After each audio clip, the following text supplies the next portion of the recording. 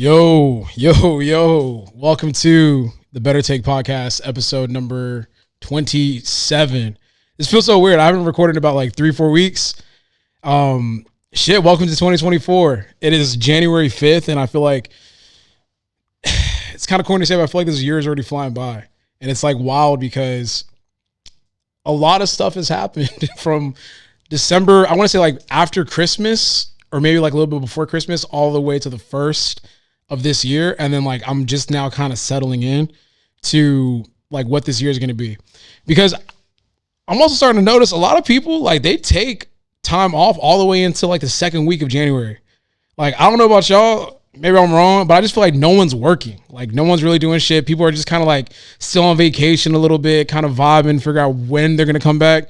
And then people are already hitting me. It's like, hey, January 8th, like, let's meet this week. I'm like, damn, like, how come no one wants to meet this week, right? It's still the first week of January, but everyone's kind of chilling on vacation. But there's so much to talk about. Since the last time I recorded this podcast, obviously the gym has been closed. The gym has been cleared out. There's nothing left in there. I'm now living in Houston, Texas again, no longer in Stafford, Texas, which is about like 5 minutes away from my gym and HQ. I had to go get a new gym membership, which is completely new for myself and very weird. I haven't had a gym membership for the past almost like a decade now, which sounds wild, but like since like 2016, 2017. There's fucking aliens, creatures like running around Miami. Katt Williams and went crazy on Shannon Sharp's podcast. There's a lot of shit to talk about today, and I'm very excited. And we're doing a solo episode too, because I just feel like there's so much things to catch up on. And I even made like a notes list, which I normally don't do. But I got a note, notes kind of running down everything. So I'm excited to kind of chop it up with you guys, catch up. And then also we're just going to have a lot of fun in 2024.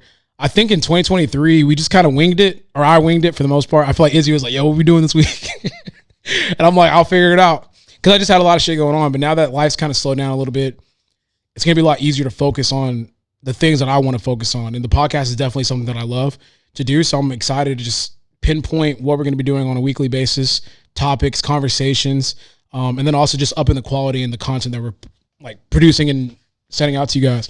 So with that being said, let's deep dive into every motherfucking thing that we have been kind of putting off to the side a little bit.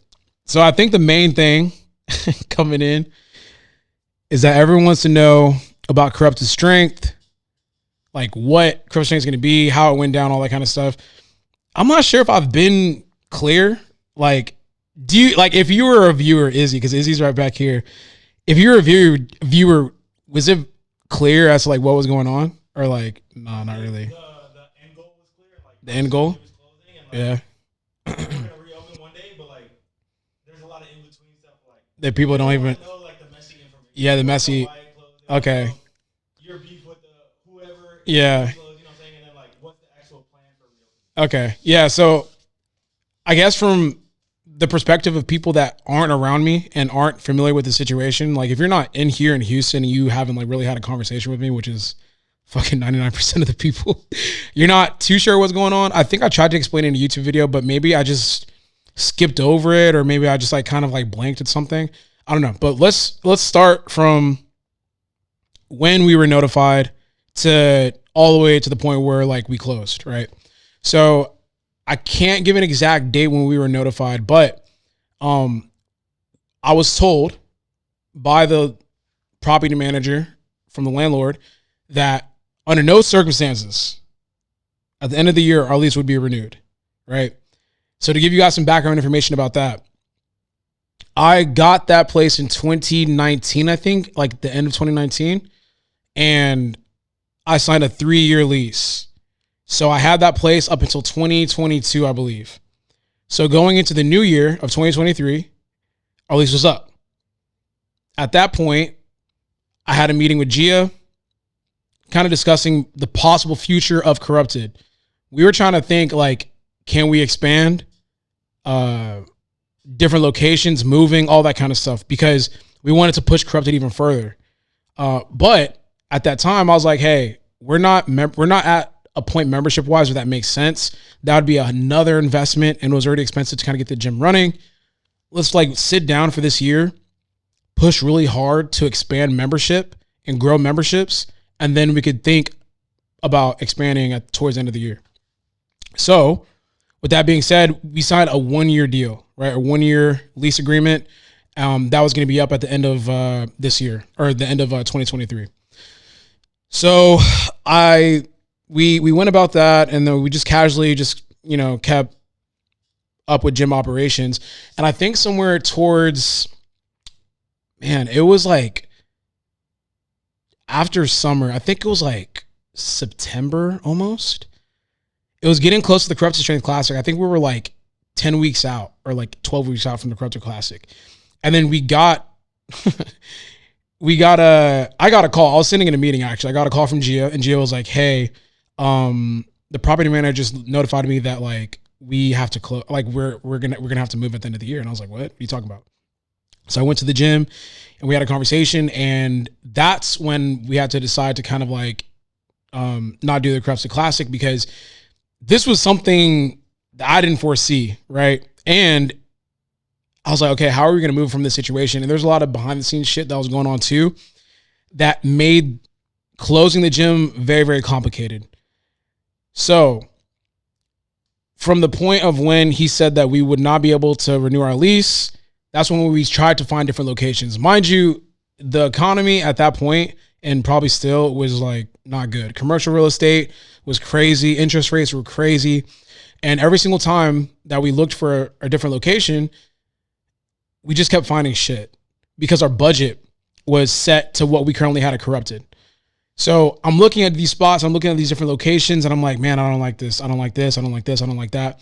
And for me, the gym is not the gym, but my gym, and any place I would like to create, the environment, culture, everything is very, very important. So that location has to be perfect. We just couldn't find a place that serviced that. And then also you have to realize too, it's not just moving. You also have to build that shit out to your liking. I'm not going to open it. Like, there's no way in hell that I'm going to open up a gym that's halfway done, or is almost like it's almost like I settled, and I didn't want that shit. I didn't want to be stuck in a place that I settled for. And I just wasn't going to accept anything less. I just couldn't find anything that was within our price range that felt our criteria in order for us to move. So I made the tough decision. I'm like, I'm gonna have to shut this shit down, man. I'm gonna have to shut this shit down for the time being, because we can't find a spot to move to. So from that point on, we started approaching the year as if like, hey, we're gonna enjoy the last coming couple of weeks with the gym. And then I created an exit plan for the gym. Hey, we're gonna have our final day on this day, and then after that, we're gonna focus on moving everything out. So that's basically kind of what happened. Like, literally, no matter what, we had to be out. I offered, I think at some point I reached out again, and I was like, hey, is there anything that we could do to renew our lease, or to stay? And they're like, nah. Like, I'm not sure what they wanted. I'm not sure like what the real problem was, because they told us the reasons as to why you would not be able to renew your lease at the end of the year is because loud music and parking. And for me, it was a little bit confusing because we had only gotten probably maybe like 2 music complaints over our 3 years there. And the first music complaint that we got, the landlord told us like from his mouth that we're good and we don't have to worry about shit. And I was like, okay, cool. And I think the second music complaint was like someone came in from the other side or something like that. But in the 3 years that we're there, we only had 2 music complaints. Parking was another interesting reason, because we have our peak hours, but it's after our tenants, our neighbors leave. So during the day, we're not like super crazy busy to where like our neighbors could even, or to where our neighbors couldn't park. And it's funny because we don't even have neighbors. Like, we got one guy that's like one car, and he parks on the other side of the building that it's not even a problem. So there was no real parking issue. So that's why the reasons as to why we weren't going to be able to renew were honestly very interesting, because I'm just like, those weren't problems that were, communicated to us. And had they been communicated to us, we would have worked on it. It's like, hey, if you're going to tell us that we won't be able to come back because of music and parking, we would figure out something to where like we would be able to stay. So those were the reasons given. And it's not really like this, like, I know I saw some conspiracy theories, like I'm broke and I can't afford it and like all this type of shit. I'm like, damn, like, it's not like that. You know what I'm saying? It's just the fact that our landlord said, no, you cannot stay here. And when it came to moving the gym, it's like, bro, we would have to break our backs again. Not even break our back. We'd have to like commit suicide damn near to get that shit completed the way that it needed to be completed. The gym made enough to sustain itself, right? It wasn't making explosive money. And just the way that the economy was like working at that point, bro, like to get our same spot would have been probably like almost like not double, but maybe like a markup of like a decent amount. So it's like, it just didn't make a lot of sense. Right. And it's funny because I was like willing to pay more. I was like, hey, is there anything we could do? I'll literally pay more money. Like I'll pull from other shit to make it work. And it's they just didn't want us to have it back. So that was like the full story with Corrupted. It's not like this weird thing. It's just like our landlord wanted us out. I couldn't find a spot that I couldn't find a spot I liked. And we just had to just kind of shut down for the moment and shut down for the time being.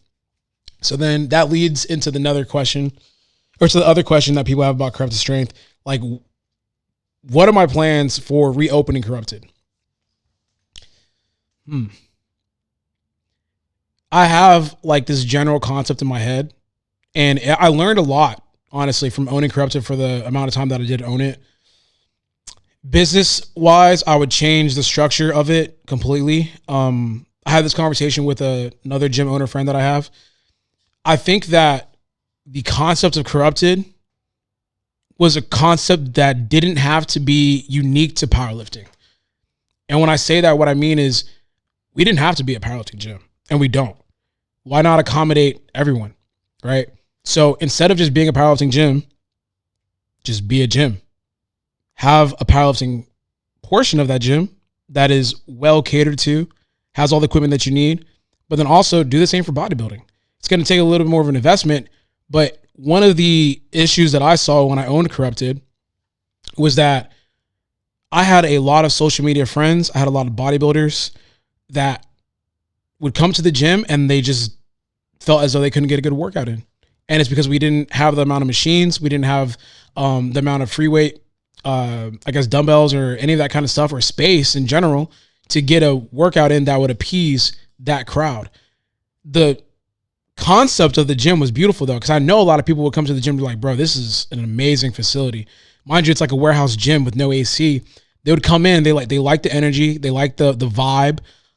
If people did come through and work out and made it work, they always commented like, yo, I had a fucking amazing workout, but they wouldn't return. They would go back to their gyms that have all the equipment they needed to get an effective workout for themselves. And as a person that loves going to the gym, I understand that. And I also understood that, like, look, if you get another opportunity, make it a gym for everybody. Because I think one of my strong suits, and like one of the strong suits that I noticed that I had owning the gym, is that I'm a culture creator. What is it, like a what's the word? Curator? Yeah, I'm a curator, right? I think I did a really good job of creating a certain type of culture with Corrupted that was unique. And that's becoming more and more apparent as I go to different gyms. I truly believe that I excelled at that part. All that I was missing was probably just an upgraded facility, like literally like more stuff for other people to come train. There's no reason as to why a girl, like a booty fitness girl, can't come to my gym and get a workout in. There's no reason as to why a weightlifting person can't come in and get a full weightlifting workout in. There's no reason as to why a powerlifter shouldn't be able to come into my gym and get a full workout in. And that's one of the things I'm going to try to attack next time that I open a gym. Make it for everybody. Bro, I can control, like, I know, like, I'm very confident in my ability to curate a good vibe in a gym. I'm a gym rat. I know a gym, like, I go to other gyms and I'm literally like writing down things in my head that I'm like, if they did this, it would be like 2 times better. If they did this, it would be 2 times better. Why do they have this here? Why is this here? Why is, one of my fucking pet peeves, why is the fucking AC on when it is 20 degrees outside? Like little things like that, right? I just think that now that I've had my first iteration of it, I think part 2 is going to be even better, which is crazy because I love Corrupted. Corrupted is like my baby. Like if I were to build a gym, I mean, it sounds so stupid. If I were to build a gym, I would build Corrupted. Like I feel as though my hands are not tied building Corrupted. I built the gym that I loved. Now that I have more information and I have a proof of concept almost, I know 2.0 is going to look crazier. I just need more resources going forward. Like I have all the equipment now already, and a lot of people are asking, am I going to sell it? No, not yet. Like if I sell it, I'll let y'all know. Like I'll make an IG post and like I'll post on social media and all that kind of stuff. I'm not in a rush to sell it because I do want to see what I could do in the next maybe year or so and then bring it back.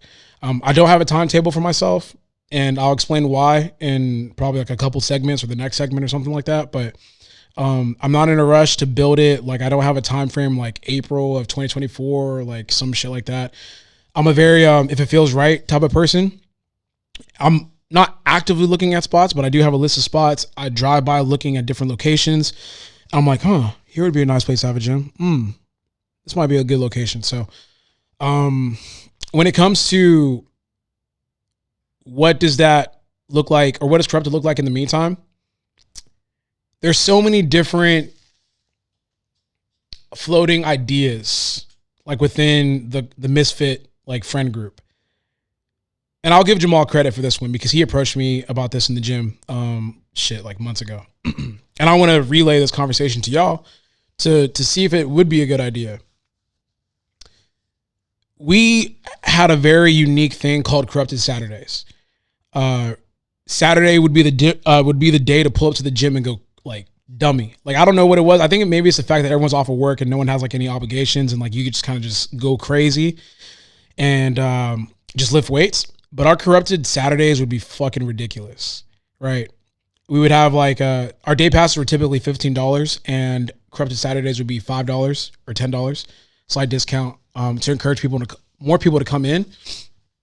And I don't know what it was. Like everyone would be on 10. We had our fucking I'm gonna call them culture drivers for the sake of conversation. We had our culture drivers in the gym that would just bring the fucking energy. Like I'm talking about like you cannot come in passively training. Like, nah, you're going to come in and you're going to be loud and you're going to cheer people on that are like going for PRs or like lifting heavy weight or encourage those people that are like working hard. Jamal came to me and said, yo, well, what do you think about almost doing like a Misfit tour or like a Corrupted Saturday tour or a Corrupted, a Misfit tour? And I was like, damn, it's not a bad idea. I'm like, God damn it, Jamal. That might be one of the best ideas you've had, brother. So like when I think about it, that is a concept that we could run because we do have like a group of misfits and like a group of people that do still kind of like congregate on Saturdays and train, which is kind of weird. Like we'll like kind of hit each other up. It's like, yo, where are we training at Saturday? Like throughout the whole week, we don't communicate. And then all of a sudden Saturday, it's like, yo, we fade in this gym. And then we all kind of pull up. We've done that like twice now, almost 3 times now. So it might be a concept we might explore. Like I'm talking about going to having like a Corrupted Saturday. We didn't do that at Roman, but we kind of all met up at Roman Empire. We did that one Saturday. We did that at Species Gym out in Baytown, Texas. And we're just thinking about like kind of taking the show on the road. Like if other gyms wanted to invite us out, like to different locations to show people like how we train and how we get down, it kind of keeps the culture and the flame of Corrupted alive in a sense, where it's like, hey, we're going to corrupt Absolute Recomp out in Dallas. Hey, we're going to corrupt, what's that gym out in Philly? Fusion. We're going to corrupt Fusion. We're going to corrupt Iron Volt. We're going to corrupt, just any type of gym that's like in the area that we want to go to. So that's a concept that we might flirt around with because we do have a unique group of individuals. I mean, we have Jamal, we have me, we have Weez, we have Aaron with the views, we have Izzy, we have Duhan. We have like a lot of different things that we can kind of bring to the gym. And it's like literally us showing you what it looks like or what it looked like at Corrupted when we have these Corrupted Saturdays. So that's one way to go about it. And another thing is like just kind of still, which is kind of crazy because I think this kind of goes into the curation of things. Yo, our logo, people love our fucking logo. Like people have it tatted, people draw it and like put it up in their rooms and shit. I've seen so many different things. I literally like on my phone, I got a picture of a dude that I see in the gym. I saw him at Outland today. He had the logo tatted on his fucking calf, and I was like, damn, man, that shit is hard as fuck. But I think it's just like a dope ass logo and just a concept. Corrupted Strength, Misfit Crew. Like, I may continue to do like very, exclusive drops with the clothing brand and kind of keep that alive so it stays alive. If that's something you guys are interested in, it would be very low.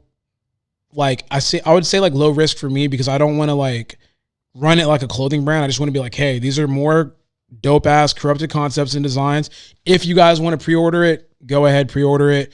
When it's finished, we'll ship it off to you guys because people love the Corrupted Strength merch. And that's one of the things I feel like we dropped the ball on. I feel like we could have dropped way more consistently and had a lot more stuff going on when it comes to the merch side of things because people really fuck with the merch.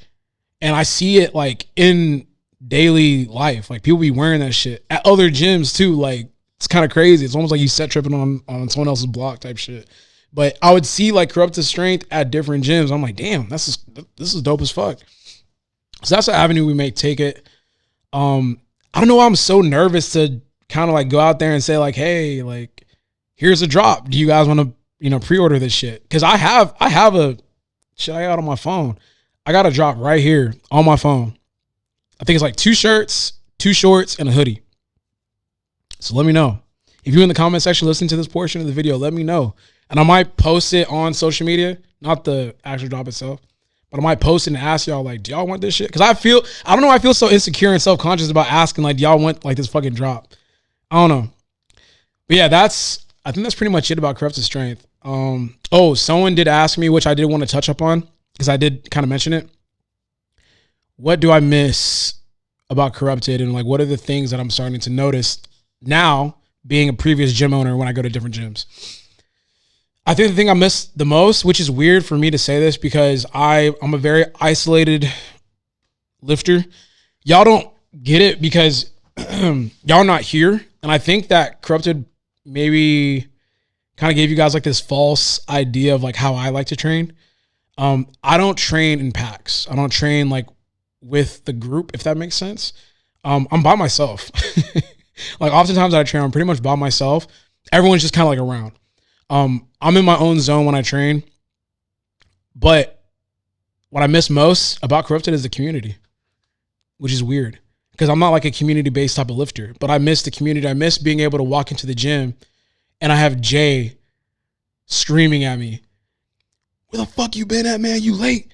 You not trying to work today? Like, I miss the shit talking. Like people pressing me, people asking me, am I going to be great today? And I get asked myself that question. I do it every single day. I push myself. I'm very intrinsically motivated. But there is some, like if you're able to find those people that fit your vibe, it makes going to the gym like that much more special. Because like I used to leave the gym and like Jay would text me. Or like the people that fuck with me, like the people that like actually know how to push my buttons, like they would hit me. Shit. I'm talking about like 7 a.m. Hey, Russ, what we doing? Like, how we getting down today? Or it'd just be a picture of Kobe or just like a random ass like text. Yo, you already know what we on today. I'm like, God damn, like, how could I not come into the gym on bullshit? Like, how could I pull up to the gym on some fuck shit when I get a text like that? You questioning me. And sometimes I walk in, like Izzy will say some bullshit like, hey, I heard they said a 74 finna beat you. Like shit like that. Like it just kind of gets me going. I miss that. Because now when I go to different gyms, and it's not like it's a bad thing for those gyms. I mean, how could they offer that for me? But it's like, you don't have that community. When I go to these different gyms, everyone's like in their own isolated thing, and I'm almost like an outsider. And the conversations are just different. Hey man, how's your day going? hey man, what do you got today? Hey man, like, how's the business going? It's like, I don't want to talk. Like, I'm here at the gym. I don't want to talk about none of that. It's like, yo, they saying you fell off. That's the type of conversation I want to have. I'm not even like, we don't even really go back and forth like that. Or I'm lifting and I got a motherfucker in my ear talking about like, oh, that's it? That's all we got today? I thought you was trying to be great. It's like, damn, I got to up my shit. I don't really get that from other gyms. So I would say the community is the thing that I miss the most. And now as a gym owner, and when I go to different gyms, like I said, I said in the opening clip or the opening part, I'm starting to notice like here and there, like different things that I would change about different facilities, but also smarting myself up because there's things that other facilities do good that I wasn't doing. So I'm like, okay, I'm taking bits and pieces of just kind of like taking mental checks here and there. I'm like, all right, if I were to open up a gym again, I'm going to take that bit. Okay, damn, I didn't think that'd be that dope. Okay, cool, I'm going to take that. Like there's a gym called Space City gym that I frequent every now and then. Man, they got like a fucking dedicated shoe section for the powerlifters. Like it's like it gives off shoe vibes. I'm like, damn, like how come I didn't think of a corner like this? It'd be kind of dope. I mean, I know Corrupted has like this very isolated brand type of look to it, but I'm like, damn, that would be kind of dope to have like a shoe store type of vibe to it. But yeah, I mean, I just miss the community, man. I miss like people being able to like challenge me on a daily basis. Like now we're just all kind of split apart. Like we all kind of work out at different gyms here and there. A lot of us go to like one gym, but then, there's some spread here and there. But I do miss like coming in and it's like people are on your ass. And I miss being on people's ass too. Like I love like screaming in the gym and not caring like who I offend in a sense. I can't do that at other gyms. That's kind of weird as fuck. Can you imagine like I'm screaming at Iron Sight? Like I'll probably look crazy as hell. Yeah, I gotta watch what I say. Oh yeah, I gotta watch what I say because when I was training at Corrupted, like I said, like you would think that I'm like mad at the world. I kind of am, but like in a good way that propels my training because I'm talking shit. I talk shit when I train, and I talk shit so other people can hear. So like when I'm squatting, I'm like, man, these I'm getting like riled up right now. I'm like, these motherfuckers can't like keep up with me. They can't do X, Y, Z, da da da da da da. But I'm saying that for you to get mad, because I'm saying it out loud for you to hear. I'm like, yeah, yeah, nigga, I don't think you can keep up with me. I'll say shit like I'm almost 30 and I'm still out working y'all motherfuckers. Y'all 22, 21 years old. How come I'm working harder than y'all? My knees hurt, nigga. Why am I pushing more weight than you still? Like that's the type of time that I would be on. But that's like stuff that would motivate me. And like they would respond too. It's like da da da. Like they'd be popping their shit too. I've been making jokes. I'm like, you got all these amazing. I'm like, look at one of my favorite jokes is that I probably said this on the pod before, but I'm like, damn, you got Ant having to develop his skills and shit because y'all motherfuckers not doing anything in real life. Like he got to go in the lab and make it look good because y'all not doing that shit for real. So like shit like that, like I miss. Now that I think about it too, like I really do miss that because tomorrow's Saturday and I'm gonna be training, and it's like I'm not gonna have any of that shit. I might hit the chat, be like, yo, we pulling up, get active. Like be on some bullshit, but who knows, man. Houston's cold as fuck, and like honestly, I don't like working out in the cold because I'm thinking about like just my attitude and shit. But then again, that's some pussy shit, like right? I don't know. We had such a unique vibe at Corrupted, and like I know I made that joke. No, I didn't make a joke. Sorry, I made that statement about how like we just train different, and like I'm the hardest worker in the room, and it got memed a lot, and I got killed for it. But I don't. Shit, I've been going to these different gyms and I'm standing on that shit, bro. Like we just move different. We were moving different at Corrupt, I'm telling you. And like when other people see me work out for real in person, I think they get it. I'm not even gonna get into that shit. I feel like motherfuckers would be listening to that shit and start clipping it, but that's a whole different conversation for another day. But leading into why I'm in no rush to build back Corrupted. A motherfucker's back in the IPF. I am back in the IPF. And I'm about 10 weeks out.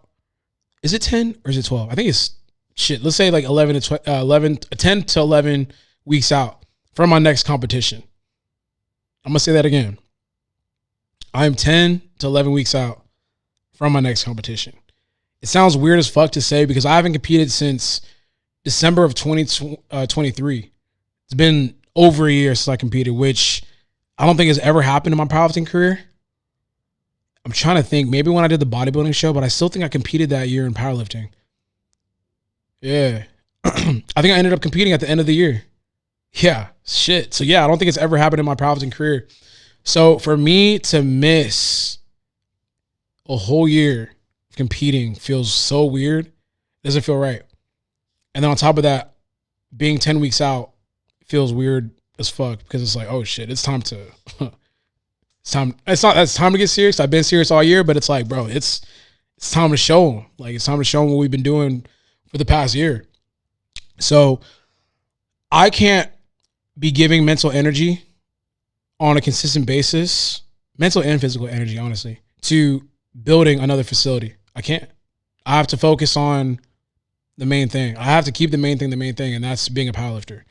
I don't have a team with me no more. Like, I don't have like people that are under me to help expedite and take care of that process. It's just me at this point. So I understand what that entails now that I've done it myself. And that requires a lot of mental energy. That requires a lot of physical energy that I don't have right now. I have to start dieting. My training is being hyper focused on right now. My recovery is paramount. So every single time that I wake up, every single time that I eat, I'm thinking, how could I be the best version of myself on that platform?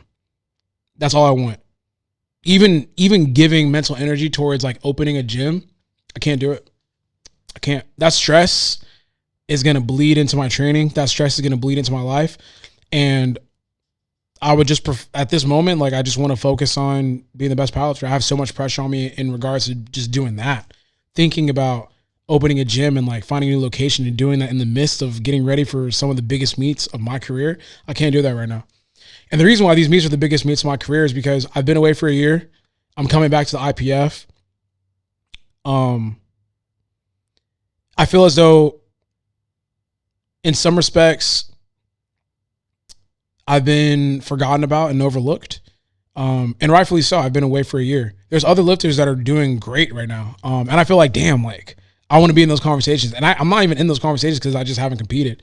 So it's like, for me, it's almost like, I don't want to equate it to this, but it's the only way I could kind of like relate it to you guys. It's like when Jordan left for 2 years to go play baseball and it's time for him to come back. Like, I haven't, I just haven't competed. And I feel as though a lot of people are like, oh, like, I saw one comment the other day. It's like, Russ was never the king of powerlifting. I was like, damn, it's like that now. I'm like, shit, how quickly they forget, So for me, there's so many question marks on my career for powerlifting that a lot of people are kind of like throwing around, like, should he go 83? Should he go 93? Can he even compete at 83 anymore? All these different kind of questions. And I'm like, okay, bet. I want to hyper focus to show you guys, like, I can do this and I will do it.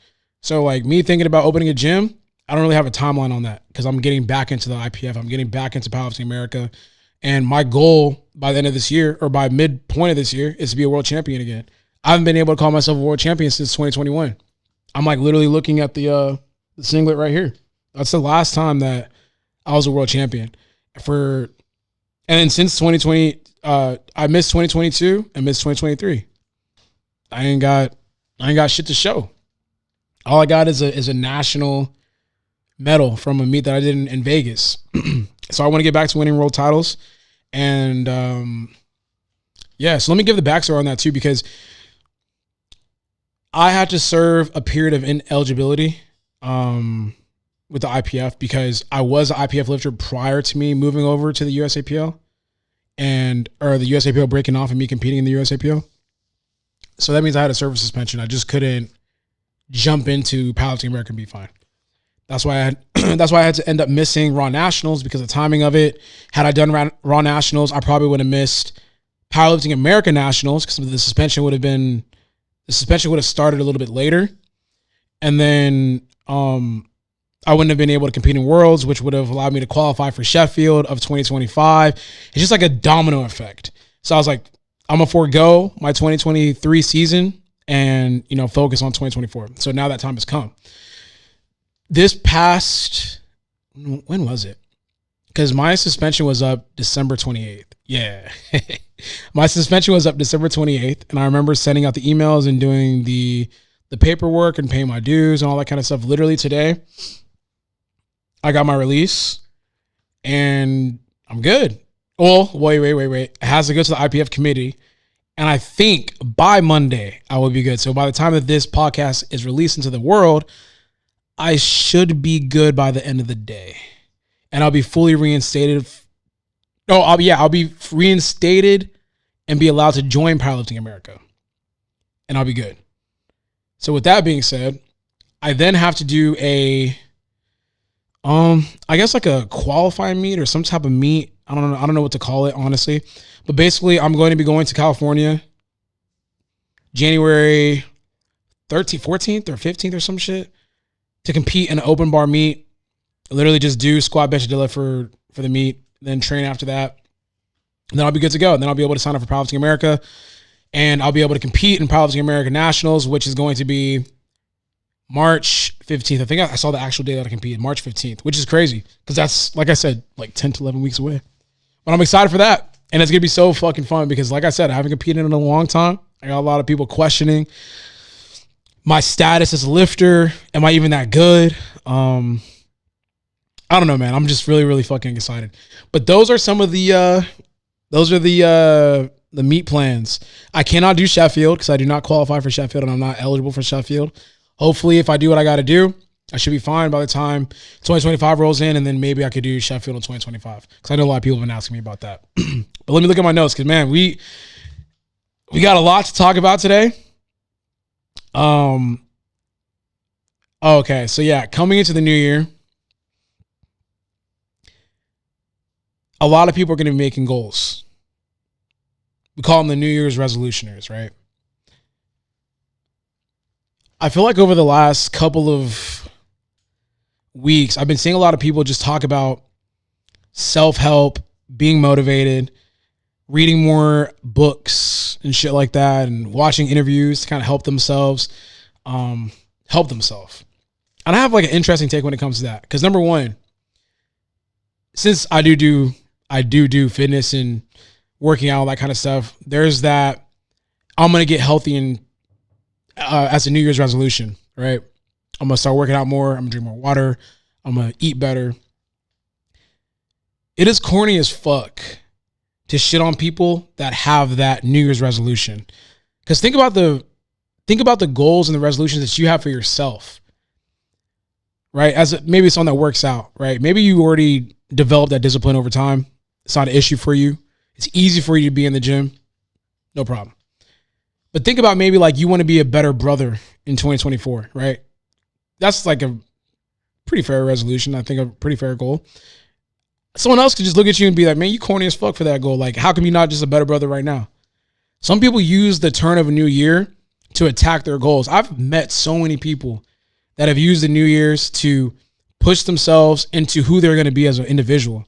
Like for me, I've used the New Year not necessarily for fitness because I've kind of already established myself and I'm disciplined in that area. But I've used the new year as a motivation and a way to kind of propel myself to be the person I am today. Like I remember one year, maybe it was like 2 years ago, I told myself I want to be a better son and I want to be a better brother. And I think I accomplished the son part. Probably still need to work on the brother part, but I accomplished the son part. I'm way more responsive to my parents now. Not that I was like neglecting them, but I just wasn't taking the time to like actually respond. Make it a point to have like dinners and like showing up and all that kind of stuff. Just took it for granted. And I told myself at the turn of the new year, one of these past years, I want to be better at that. And I think I did a good job of that. So I think it's corny as fuck to discourage people to making a New Year's resolution, especially when it comes to the gym. We were all beginners at one point. We all started at one point. And you got to give grace to those that are making their decisions to start. So just wanted to kind of like touch up on that. And I feel as though this is going to sound weird because I'm almost like flipping. But I think, so there's this thing that I'm kind of annoyed about. Not annoyed about, but I take note of those that need a lot of self-help content, right? Back in 2019 or 2018 or something like that, Gary Vee was super popular, extremely popular. He would have like these motivational speeches or whatever about like getting started and accomplishing your goals and attacking whatever the fuck you want to get done. And I had this funny take on it because I'm like, yeah, I listened to him for one day and then that was kind of it. I don't like follow his shit and keep up with it every single day because it's like, how many times do you need someone to tell you to get your shit together before you get your shit together? Why do you have 15,000 self-help books? I think people tend to consume more self-help content and motivational content than they actually apply. Like, why the fuck do you need to follow 10 different motivational and self-help people? Why? How many times do you need someone to kick you in your ass before you be like, okay, I'm gonna get up and do this shit? Because I only need like once or twice. Maybe someone packages it a little bit differently that maybe resonates with you and hits different. Like I didn't discover David Goggins, but I recently gave myself time, or I gave him time I actually sat down and consumed his content for like maybe a day or two. I was like, man, I like the way this guy talks. And then after that, I don't think I've heard a piece of his content since then. Why the fuck do I need to? Did I not hear it the first time? Like how many times do you need someone to tell you to get up and do something before you actually do it? To me, that means you're just not dedicated enough to whatever the fuck that you need to get done. I don't think anyone can tell me to get up and go train. Because I already want to. Not even that I want to, but it's like I already know that's what it takes. Right? So for those of you that are constantly searching for motivation, searching for someone to tell you to go do something, searching for a content creator that puts out motivational content, I think you really need to sit down and ask yourself, like, what are you doing? Like, what is it that you want to accomplish and why do you actually want to accomplish it? Because my why is so strong, I don't need a fucker to tell me. I don't need 13 different fuckers to tell me, you need to get up off your ass. You need to go get it. You're not working hard enough. It's like, nah, like I know, like I'm telling myself that. Maybe it's because I'm intrinsically motivated. I don't fucking know, but that external motivational shit, it only takes you so far. Just don't be one of those people that, I guess in a roundabout way, what I'm trying to say is like, don't be one of those people that consume more self-help content than you actually apply. Because I be seeing people like, just like, man, like, which don't get me wrong. Like, I think I did it one day too, but it's like, yo, what books could I read? What could I, It's like, okay, you read them and then like, what? You know what I'm saying? The answer, I feel like the answer to your problems or the answer to like how you're going to get motivated isn't at the end of that book. You know what I'm saying? Like, it really has to come from within. There may be something that triggers you when you read that book that's going to push you to like get started. Maybe. But I've seen so many people like, this sounds fucked up, but so many people have sent me book recommendations. Like, yeah, I read this. And I'm looking at them. I'm like, bro, you have not applied any of that shit to what you got going on, like respectfully. So you just got to be very careful about wanting to push yourself forward. And this kind of led into another conversation because someone asked me like, which is prevalent right now because it's a new year, how do you set your goals and how should you go about setting goals? And all I could do is give you guys how I do it for myself. So it's like a fine line almost, and you want to balance it properly. But you have to set a goal. Well, for myself, I set goals that scare me. Like, I want to be uncomfortable. So, for example, in 2019, I told myself, I want to build a gym. I'd been thinking it for a while, and I'm like, when the new year hit, I'm like, okay, I'm going to fucking build a gym. When I signed my name on that lease and I made the payment, I was so scared because I was like, I literally don't know what the fuck I'm doing. Right? But I conquered that. Sort of. Like, I conquered building a gym, right? But it was scary, right? Then after, getting the gym kind of built, I did another scary thing. I want to build a business, like a clothing brand, and I want to have employees, all that kind of stuff. That shit was nerve-wracking. Like, for me, that was scary. Like, I wanted to be almost like a CEO or like a boss, like have people under me and build an infrastructure somewhat, and push better past just merch and flips. That shit was nerve-wracking.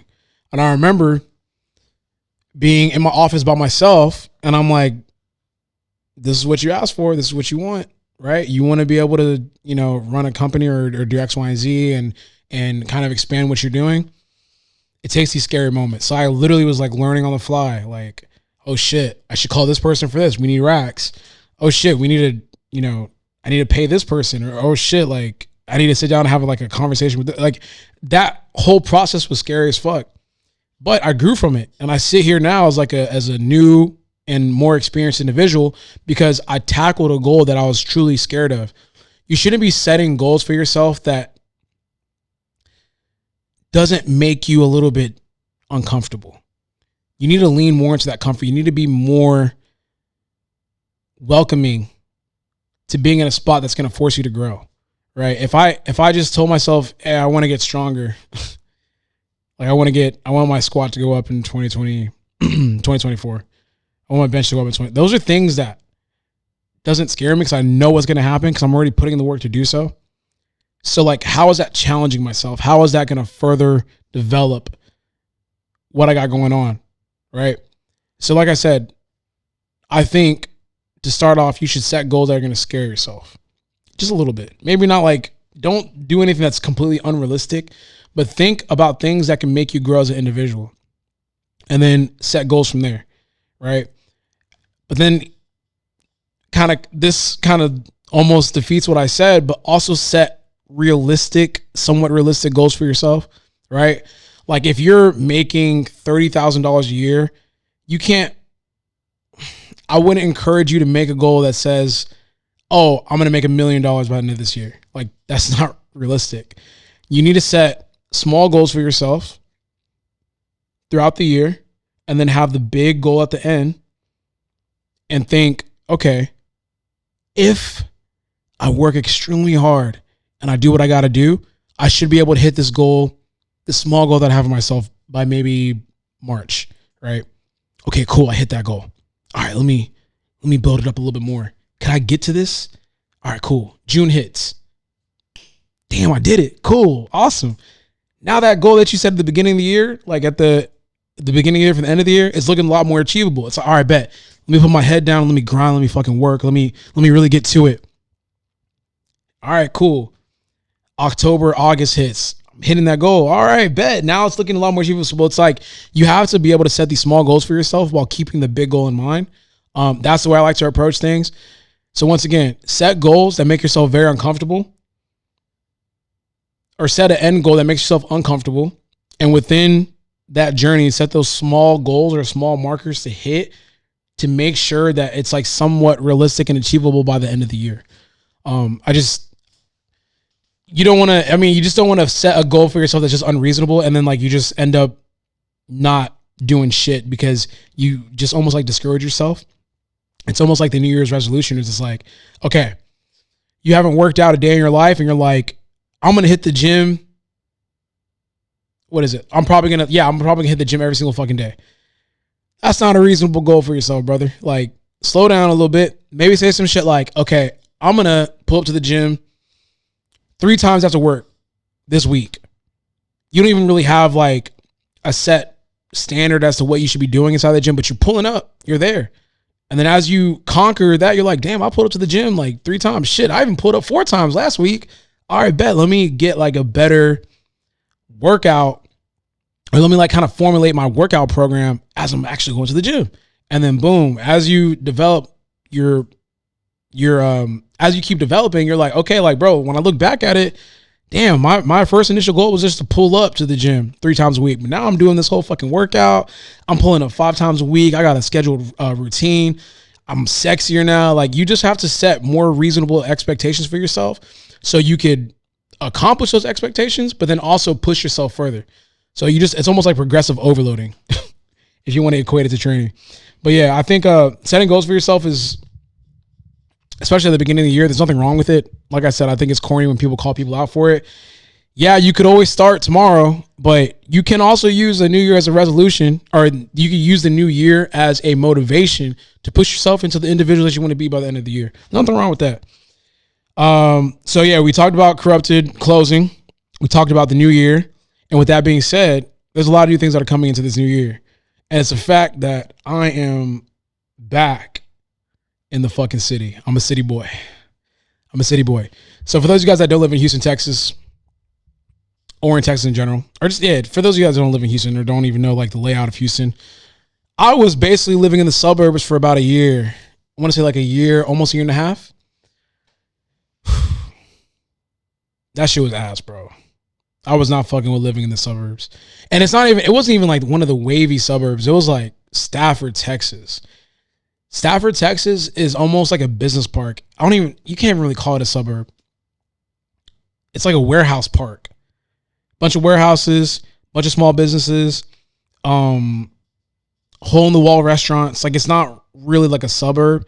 It's right next to Sugarland, Texas, and Missouri City, and Sienna Plantation, right? So it's like this like weird area that is more so for small businesses versus like an actual suburb. And bro, like, I've lived in the city for a decent portion of my adult life here in Houston, and I just forgot about all the benefits of living in the city. As I was living in Stafford, like, I forgot what it was like to see people my age. Only time I see people my age is like when I was at Corrupted or Alpha Land. When I was like out and about running errands and shit, it would be like small families, like old ass ladies that would pull up and hit on me and shit and touch me. The food, I mean, it wasn't bad. It's Houston because the food was good, but it's like, I forgot about the abundance of food that the city has. Like, Houston is a food heavy city. Keith Lee pulled up and had it second on his list only to New Orleans. That's how good of the food. That's the quality of food that's here in Houston, like in the actual city. When you go closer to the suburbs, you kind of like, not that it's bad food, but it's just like the options dwindle down more and more. And I just forgot about living in the city and like the amount I look on Uber Eats, which I'm not using right now, but I look on Uber Eats and I'm like, God damn. Like, we had the New Year's party and I put everyone on in this the fig and pig. Yeah. Izzy shaking his head because he already know. But there's a spot out in Houston called Bella Green. I'm giving them free promo, which I probably shouldn't, but I fuck with this pizza so much. It's the fig and pig. Goes crazy. I forgot all about it because I've been living out in Stafford for the past like year and a half now. But I just miss being in the city, man. The energy. I'm entering this new era. I hate, man. No, I'm gonna rephrase that. Saying I'm entering a new era as a man sounds kind of crazy. I'm going into this new training arc. I'm gonna keep it nerdy. I'm going into this new training arc, and being back in the city just feels so fucking good. I'm like on some. I be posting the shot of kind of like the back, like the view that I have from my apartment, like every other day. I feel like I'm annoying as fuck. It's like, okay, nigga, we get it. Like, you got a new spot and you're back in the city. Like, goddamn. But I just feel so good, bro. I wake up and I'm like smiling and shit. I'm taking showers. I'm doing like full get ready with me because I want y'all to see the type of vibe I'm on. Like, it just feels good to be back in the city, bro. Like, I'm driving around. I'm like just in a good ass mood. I'm like actually liking the drive that it takes to get to the gym because I'm like, bro, I'm leaving the city. Like, I'm literally looking out right now and I just see traffic. I love this shit, bro. My windows are nice as fuck. I have like a whole breakdown of like what my apartment looks like on my social media pages if you guys want to check it out or whatever. But no, it just feels good, bro. Like, I'm living like in a 1,400 square foot apartment complex, like in the actual city.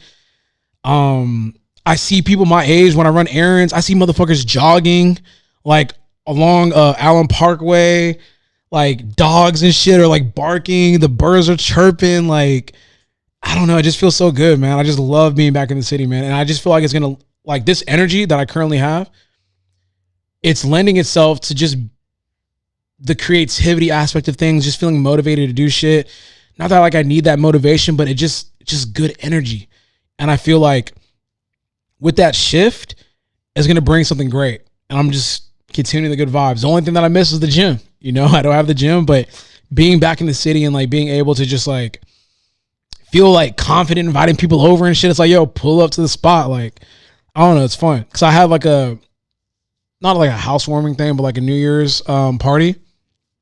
And it was fun. Cause I'm like, yo, check out the spot. It's not all the way finished because we're currently in my shoe room filming this. But once I get everything kind of situated and how it's supposed to be, I don't know. I'm just loving it. I wake up and I come back home. Or when I come back home, just like a great view. Everything is good, man. I'm excited to just kind of like enter this new training arc that we got going on. And I feel like living in the city is going to be an amazing part of this year. But yeah, there's a topic that I really want to get into, but someone did ask, and which I do want to talk about, is the direction of Better, the clothing brand and all that kind of stuff. So a lot of people have been asking about that and like the goals that I have for this year.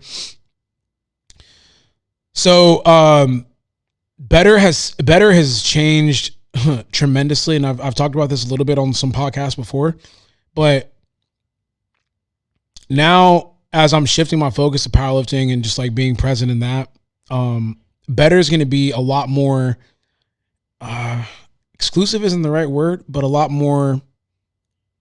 There's going to be less drops because the goal with Better last year or like previous years was to almost drop on a monthly basis, and with that, like when you put up that much quantity, I feel like the quality decreases. Not so much so the product, which I mean, yeah, low key the product, but more so just like the directions of where we're going. I'm a big believer in, or I'm a big enjoyer of just good content when it comes to marketing campaigns, how we're packaging things and sending it out, like the influencers, the uses of influencers, like all that kind of stuff. When you're shitting out a drop every single month, you just, how creative can you be when you got to come up with something every single month, right? So the way that I want to approach Better in 2024 is less drops, but like with more thought out shit to where you're looking at, you're like, damn, like how these niggas think of this? Or like, damn, this is so unique. I haven't seen this in the quote unquote fitness space the way that it's being shown to us. Because I think that, and I've talked about this before, a lot of the drops in the fitness space is just very formulaic. It all kind of looks the same. And I'm a person that likes to step outside of the box. And I feel like towards the end of last year, or, you know, in the middle of last year, we were almost handcuffing ourselves, and I wasn't able to kind of show the creative juices that I know that I have. And I was like, damn, man, like, I feel like we're dropping the ball creatively. So the way that I want to approach 2024 is look at these drops as a way to be creative, and not the music, but the clothing is the clothing is secondary to the amazing concepts that I'm going to come up with. It's like, hey, I want to do this. How can we make the clothes allow us to do this? Or maybe I don't even give a fuck about the clothes. In a sense, it's like, hey, I want to do this, and we're going to make it work with the clothes that we got. That's why I want to approach 2024 and just make these drops like super unique, super fun, super creative, super colorful. And once again, like do things in the fitness community that people are like, wow, this is dope as fuck. One of my favorite things about dropping a campaign, which is weird because it's like more fun to me than like the money made, is people commenting, yo, A1 marketing, yo, creative team killing it, yo, y'all killed this shit. That's what I like. Even more so than like seeing the Shopify account. Like I don't move off of money like that. I really don't. Like it's not like a motivator. Don't get me wrong. Like obviously you need money to live and shit like that. But like, I don't think about shit like, oh, we're going to make X amount of money on this drop. Like I don't think like that. So for me, whenever we do have like amazing campaigns and people, and it resonates with people, that's what I personally get excited about. Like I like to see people fuck with what we put out, and I'm excited to do more of that in 2024. I can't really tell you guys when a new drop is going to come because I already have like the concept, and it's just about doing it. So it's tough because like overseas the manufacturers I think they're going on break pretty soon. So, well, I'll trust me when I figure out the date, I'll let y'all know. I'll tease it. Just be looking. I know y'all be fucking with the hoodies that I've been wearing for the past like fucking 3 months now, but just take your time with it. But now let's get into the topic side. I feel like that first like 45 minutes or an hour was just like updating people. How long have we been in? Hour, yeah. I was just updating people. It's been a long time since I talked to you guys, so I want you guys to understand like where I'm at right now. So let's reiterate it one more time before I move on, because we finna get into some bullshit. We had Corrupt closed. Corrupted is done. Finito gave the reason as to why. Landlord said cannot renew under no circumstance. Now I'm getting ready to start prepping for a powerlifting meet. I'm about 10 to 11 weeks out. It's going to be in Reno, Nevada, March 15th. If you there, pull up.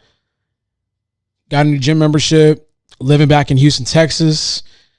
Corrupted Strength is not a place. It's a people. Better, less drops. Less drops, better quality. There you go. That's sweet. I like that. Better quality. And I think that's it. It's like the short rundown of the first hour. But now let's jump into the bullshit because, bro, there's so many things to talk about. Like, I feel like this is going to be a whole nother like hour 30. So we might have probably like a 2 hour to 2 hour 30 podcast. Okay. Let's run into it because this is the biggest, most viral thing that's going on right now. And it's crazy because it's with two niggas that I fuck with heavy. Let's jump into the Katt Williams interview and really sit down and break it the fuck down. So I'm look at my notes and make sure that we're touching up on everything because this is honestly crazy. All right. So let me set the stage, right? Katt Williams jumped on Shannon Sharpe's podcast club called Club Shay Shay. That shit broke the internet. It's at, you said 15 million views now? Yeah, it dropped Thursday or Friday. It dropped Thursday. Yeah, it dropped Thursday. Today's Friday, and it's at 15 million views on the YouTube account. I don't know what it's doing on Spotify and Apple and shit, but I'm sure it's going crazy. And this shit went viral. I'm talking about it's being memed on social media, like on Twitter, Instagram, TikTok, all of that. And it's funny because I don't even want to talk about like the truth of what Katt Williams was saying because I mean I can't. I'm not in that space. I don't know those people. I don't know how true some shit is. All I could talk about is the entertainment value. The entertainment value of that interview was fucking insane. Truth or fiction. I loved it. Katt Williams is actually my favorite comedian of all time. And I've said this like a million times over. People always ask me like, because I post very frequently about comedy, like comedians, comics. Comedians and comics. The different specials that I'm watching on Netflix. I post about it pretty frequently. I have like a lot of different conversations with people about comedians.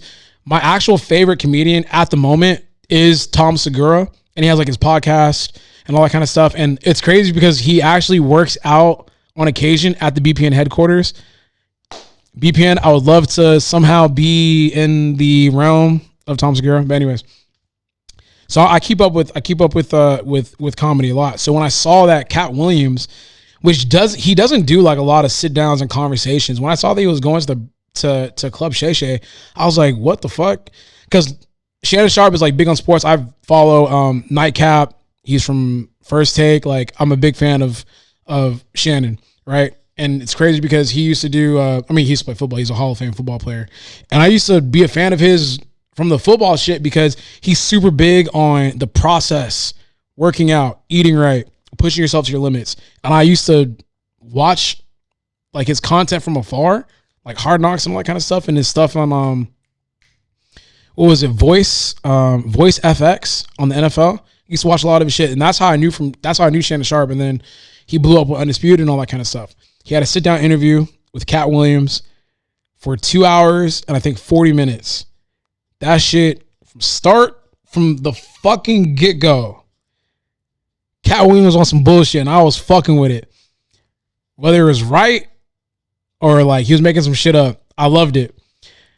And I'm going to say this, 'cause I don't know if anyone has really had this take before. I look at that, because he has 12 specials. I look at that as his 13th special. That shit was funny as fuck. He was roasting people and like literally like you're laughing. And it's funny because I bet some of the people didn't even know who the fuck he was talking about, but it was just funny.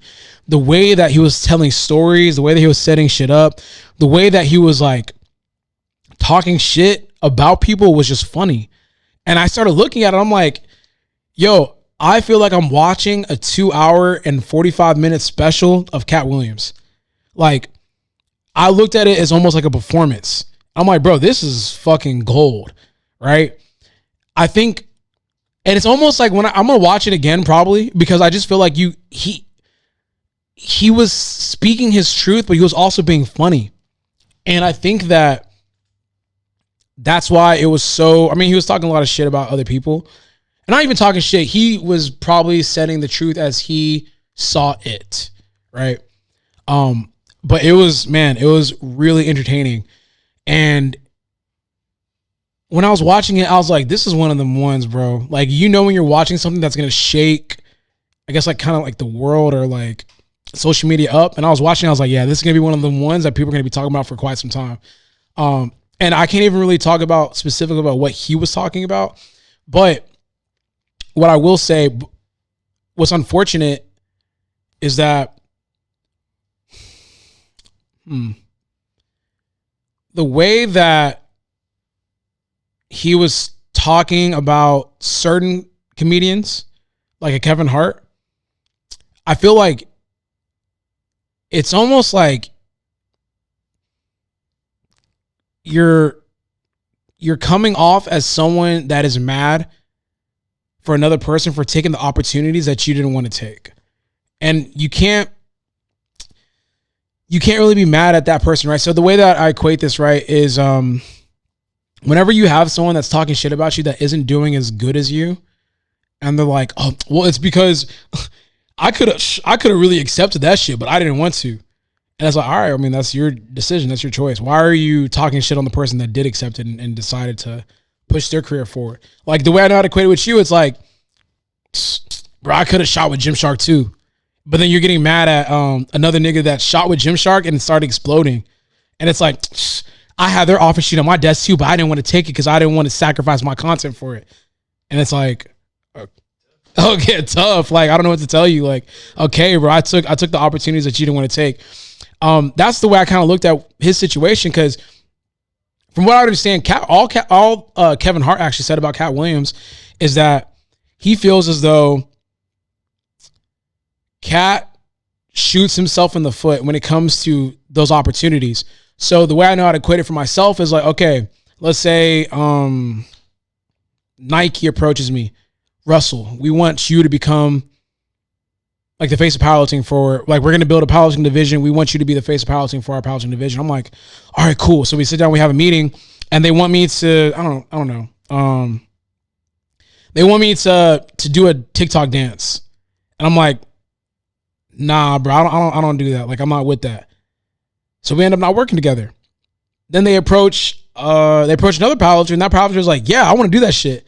They do the TikTok dance and all that type of shit, and they post it. And then from there, that dude's career takes off. And then I'm kind of just, stuck here. Then I say, man, fuck him, man. He did that whack ass shit so he could get put on. It's like, bro, it's kind of hating. Like, okay, like, I made that decision for myself. I can't be mad at this individual for now taking that and running with it. And maybe he did have to do that TikTok dance for that little post, but now he's doing shit that's dope as fuck, and he's putting his people on, and like, they're all sponsored by Nike now. And like, I can't be mad at that. And I always steer clear, and I be very careful. Or I try to be very careful when I listen to people like that, because I'm like, it just sounds as though you didn't take advantage of the opportunities that you had when they were placed in front of you, and you're projecting that onto someone else that did.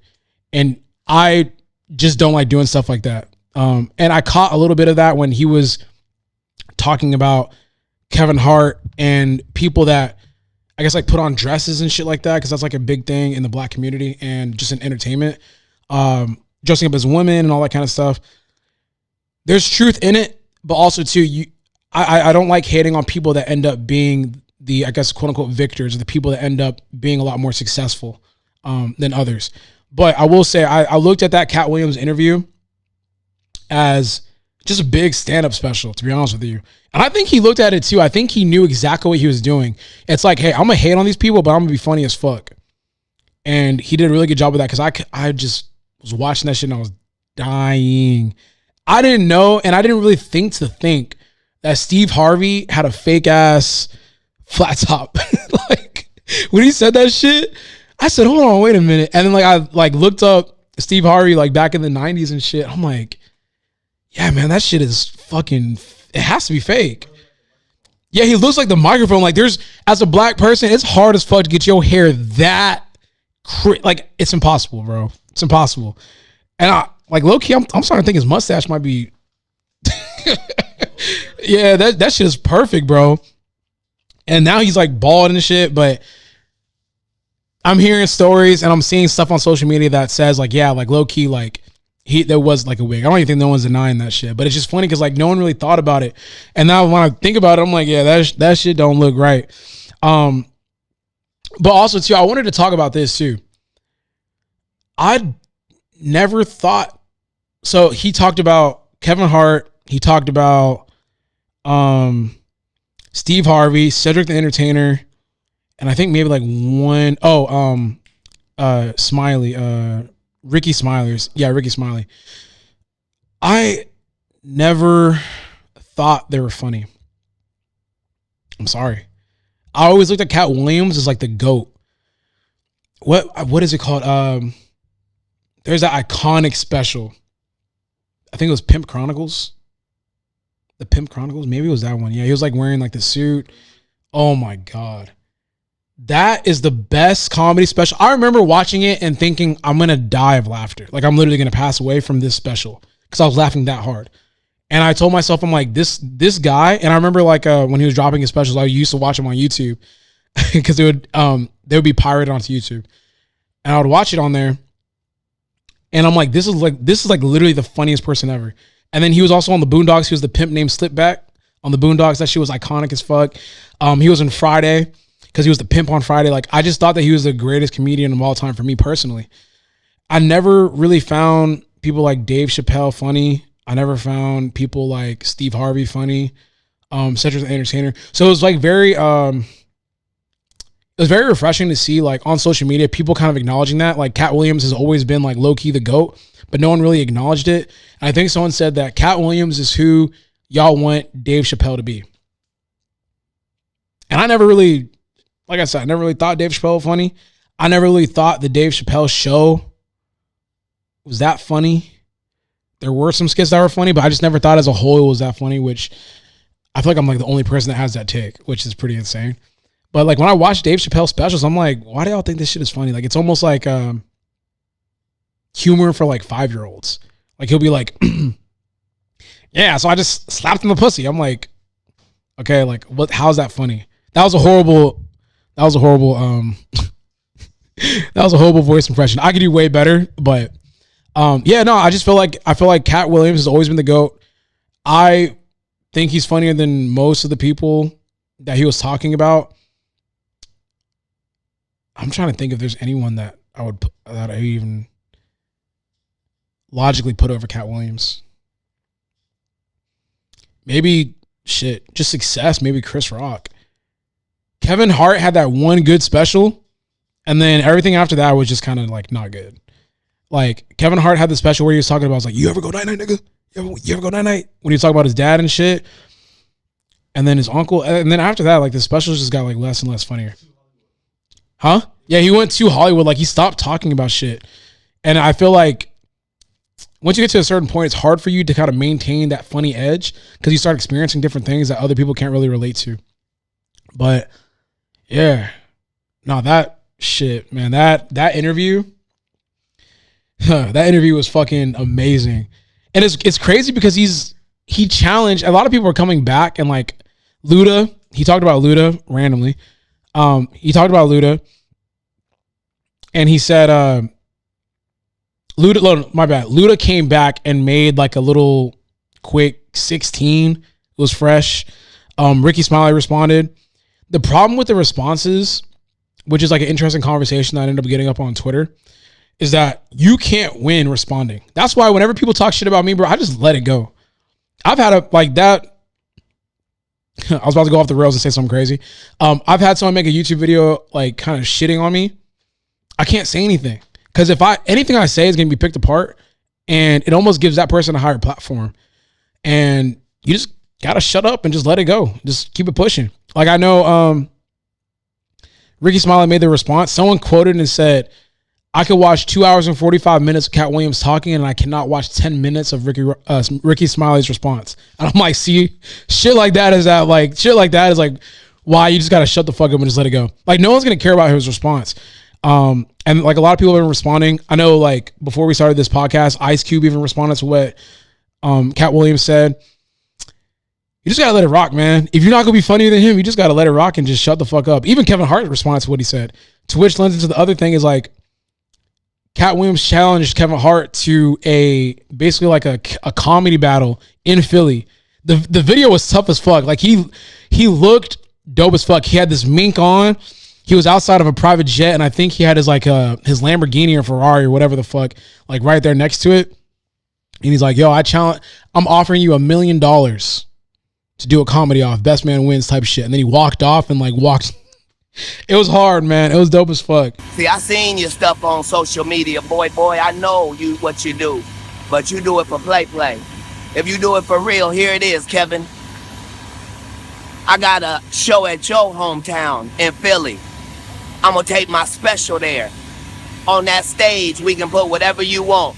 A full court basketball court, a boxing ring, 2 microphones for a rap cipher, or you can get your ass dusted in comedy on that stage. But it's $1 million up for each one. That's $5 million, Mr. 28 million in Forbes. I'll be bringing mine in cash, Mitch. Bring yours however you want. And since you're not a puppet, don't bring no white people with you then. That's a $5 million bet individually. You can take it all, or you can take it part and parcel. This is the new movement.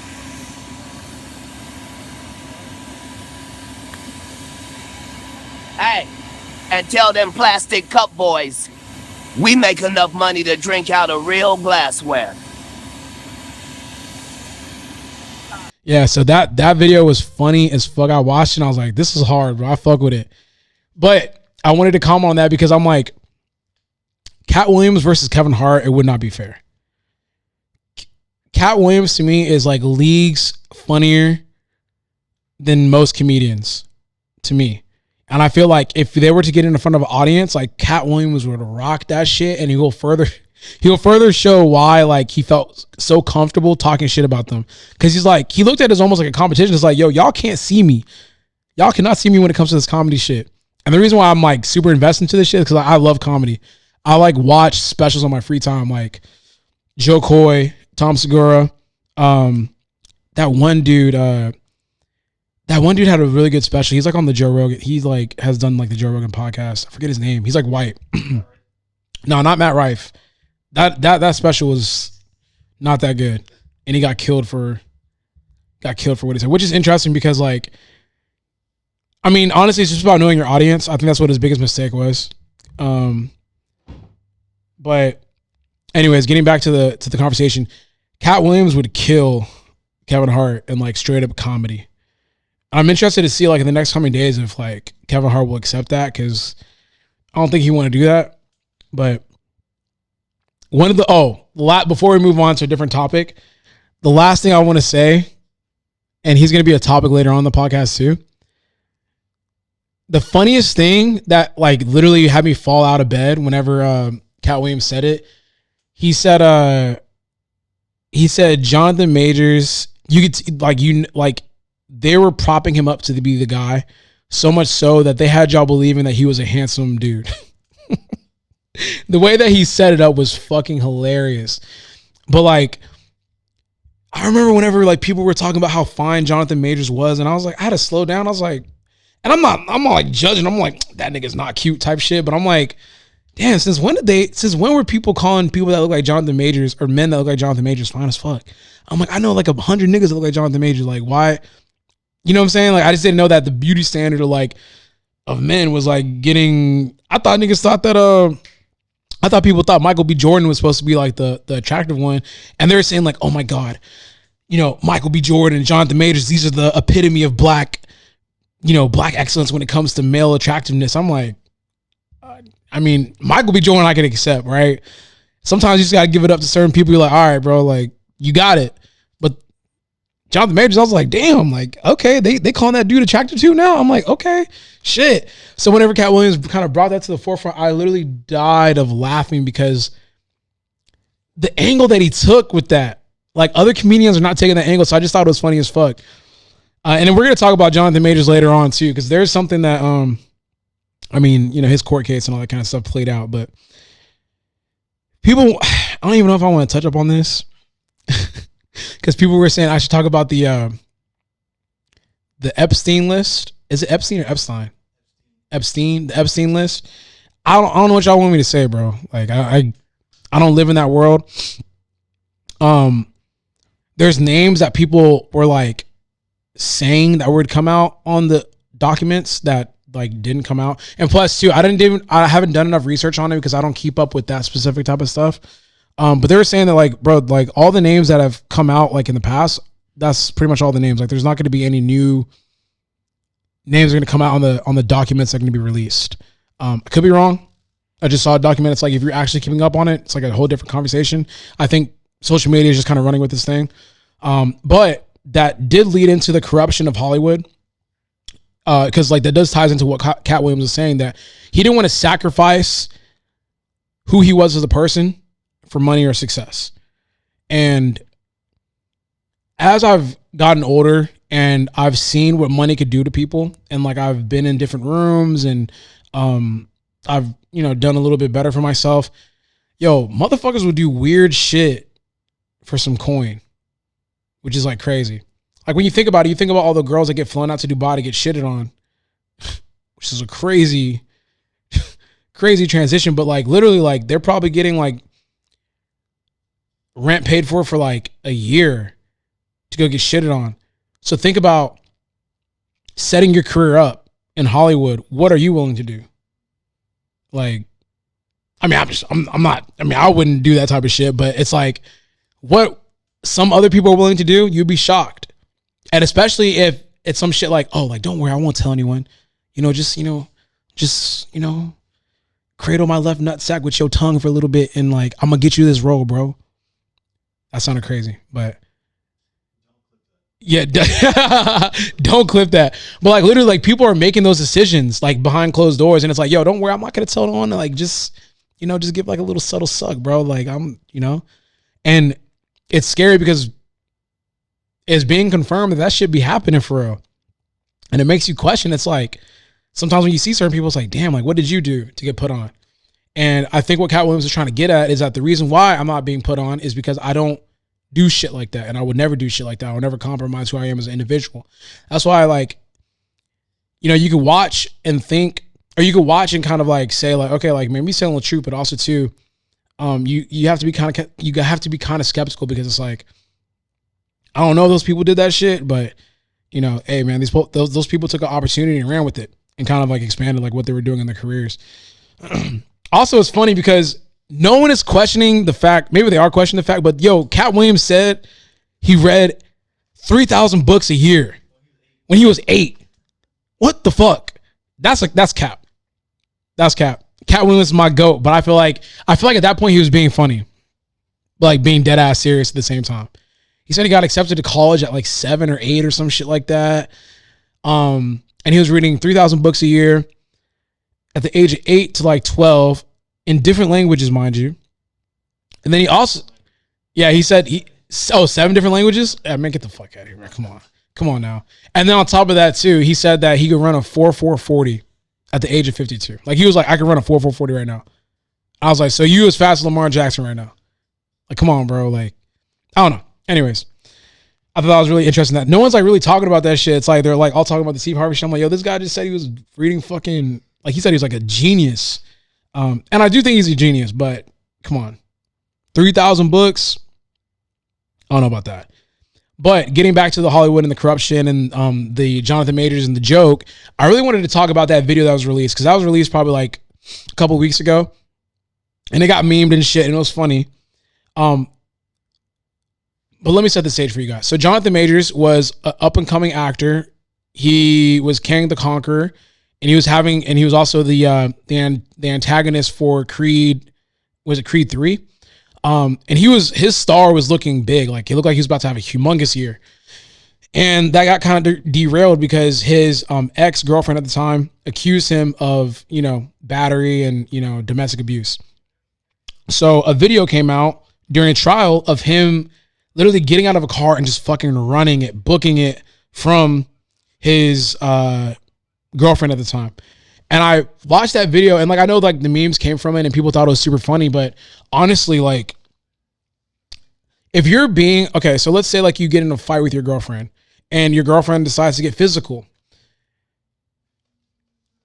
As a man, I always tell people, remove yourself from the situation. Like, don't touch her, don't do whatever, because what seems to have happened is that in the court of law, like, him putting his hands on her in that situation, like maybe moving her or pushing her back into the car or doing whatever, that's what he ended up getting charged with, I believe. And it's like almost like negligence, like physical negligence or something of that nature. I don't know.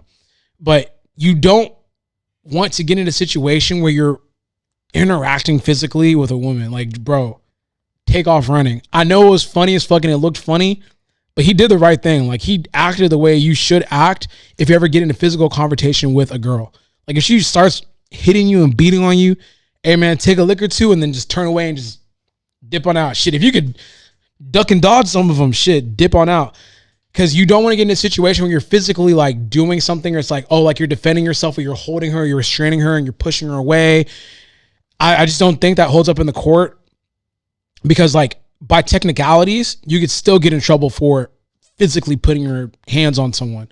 So like I said, that video, yes, it was funny as hell. Like, getting the way that he was running away, shit, should have been running a little bit faster. It was kind of crazy because they were running a couple blocks. Like, they were moving, and they was covering some distances. Like, I don't know what fight they were getting into, but like, she was dedicated to catching up to him. But yeah, I just wanted to say, like, if you are a man and you get in a physical altercation with a woman, get the fuck out of there. Just dip on out. And getting out and running away is something that they were doing a couple of days ago, if not last night, in Miami. Was it Miami or just Florida in general? This topic is weird, and I actually don't really have too much on it because it's still kind of getting fleshed out here and there. And Izzy, I'll send you the video, like, you could chop it up. But yo, in Miami, let me see, is it Miami? Let me double check. Yeah, it is Miami. Okay, yeah, it is in Miami. Bro, they're allegedly, from the people that were there, saying there were 10-foot creatures or aliens, like, in the mall. He explains what took place when he was there.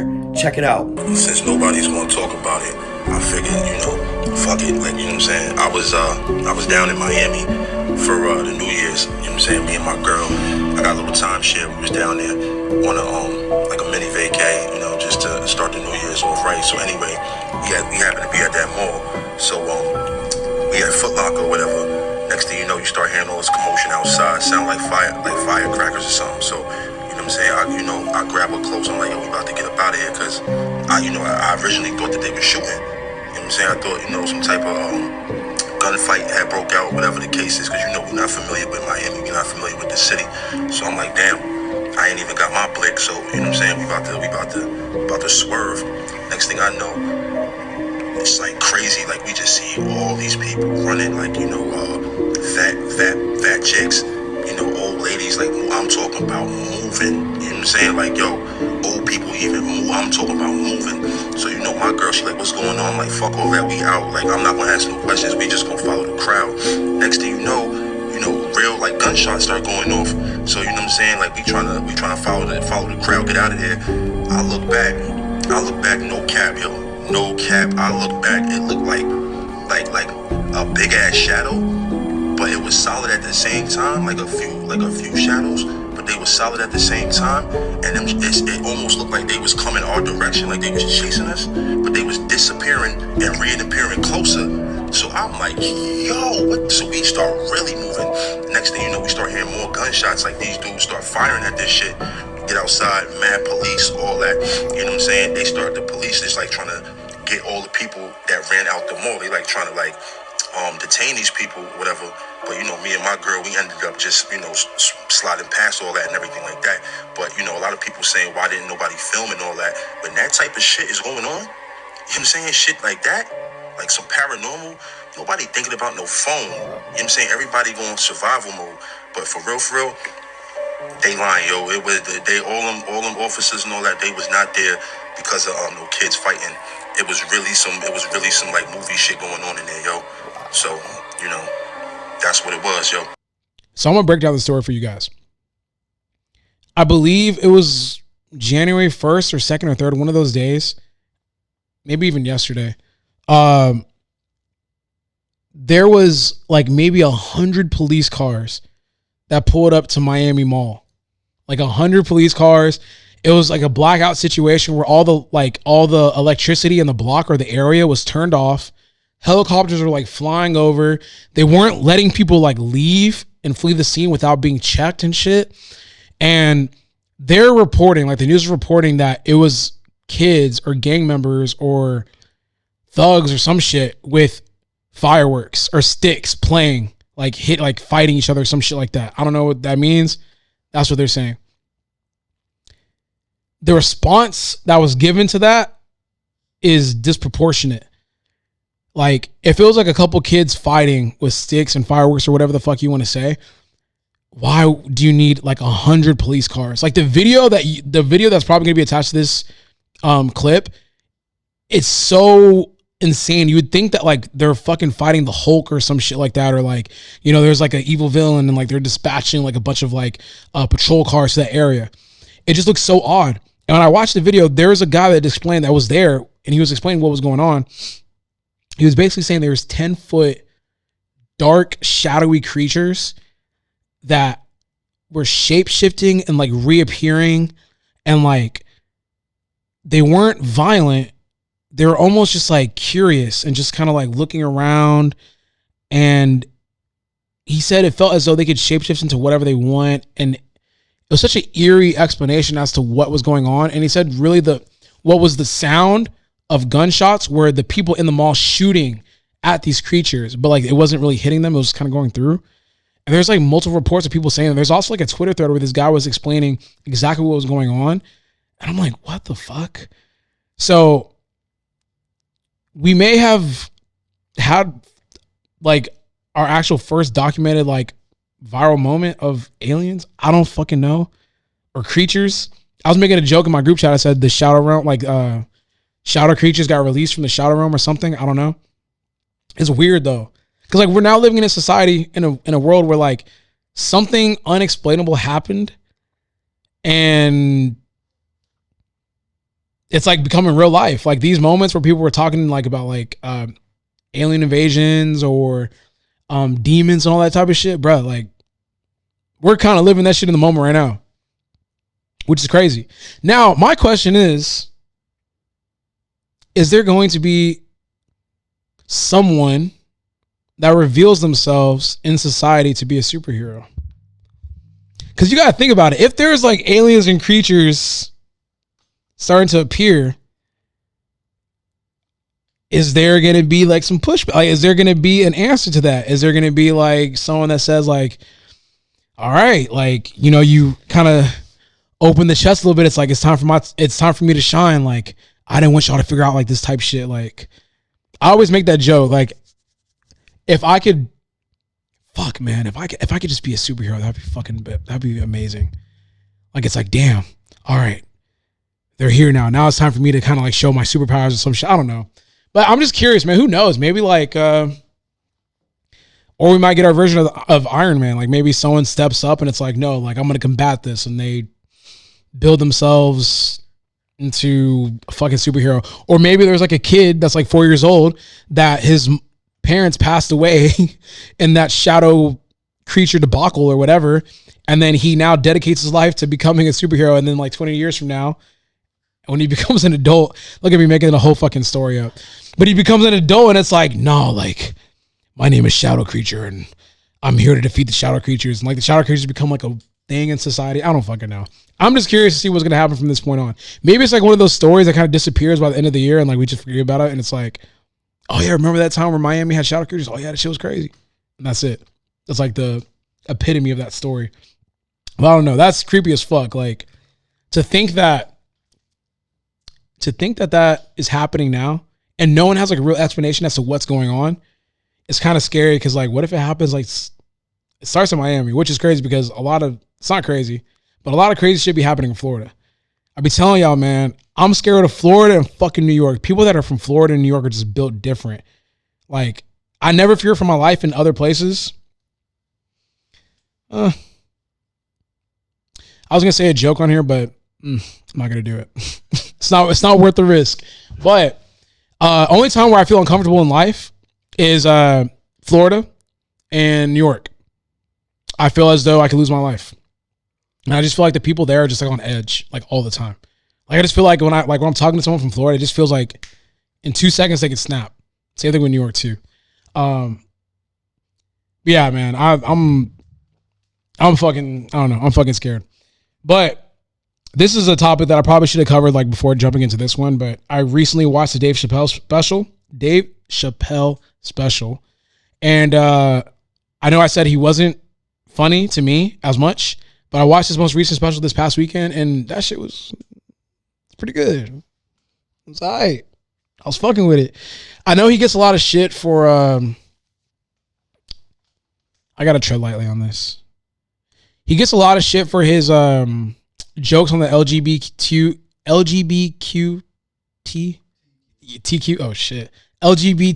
community, and especially with what's the word, man? I don't want to offend. Transgender. There we go. Transgender people, and I wonder if. How do I go about this without, because the way I look at it is comedians are people that make fun of any and everything, right? And if you tell them that you cannot make fun of something, they are going to try their hardest to make fun of that thing or person. So it's like, for example, you can't make jokes about black people. You don't think I can? All right, bet. I'm gonna go even harder. Like that's the way their brain works, right? But it's all in the guise of like, hey, I'm trying to make you laugh. Like I'm trying to make light of this situation. So when you watch Dave Chappelle, it's not like he's just making fun of trans people. He's like an equal opportunist comedian. It's not like his comedy is like anti-transgender. It's like, this is what I do. Nah, like he makes fun of, in that special, he made fun of Asian people, he made fun of black people, he made fun of transgender people, he made fun of disabled people, which is like something he made a point of at the beginning of the special. Who else did he make fun of? He makes fun of everything. And I think most comedians kind of do that. Now, it would be different if like literally that's all he did. It's like, all right, bro, like it seems like you got like a weird agenda going on here, dog. Like you only make jokes and make fun of and seem like you have ill intentions for this group of people. That's why I'm just like, he's just making jokes. He's an equal opportunist comedian. And it's like, yo, I'm gonna try to make light and make fun of this situation. And it's not that I'm targeting just this specific group of people. It's like, yo, I do this for everybody. Like anyone could get these jokes. And I think that's what a good comedian does and can do. A good comedian should be someone that has the ability to turn what's conventionally not funny. Like you have to be able to manipulate people's brains in order to make them laugh at situations that they probably normally wouldn't laugh at. And that laughter now brings you together as a community, and it's like, yo, like, oh shit, like white people do be doing that. Oh shit, black people do be doing that.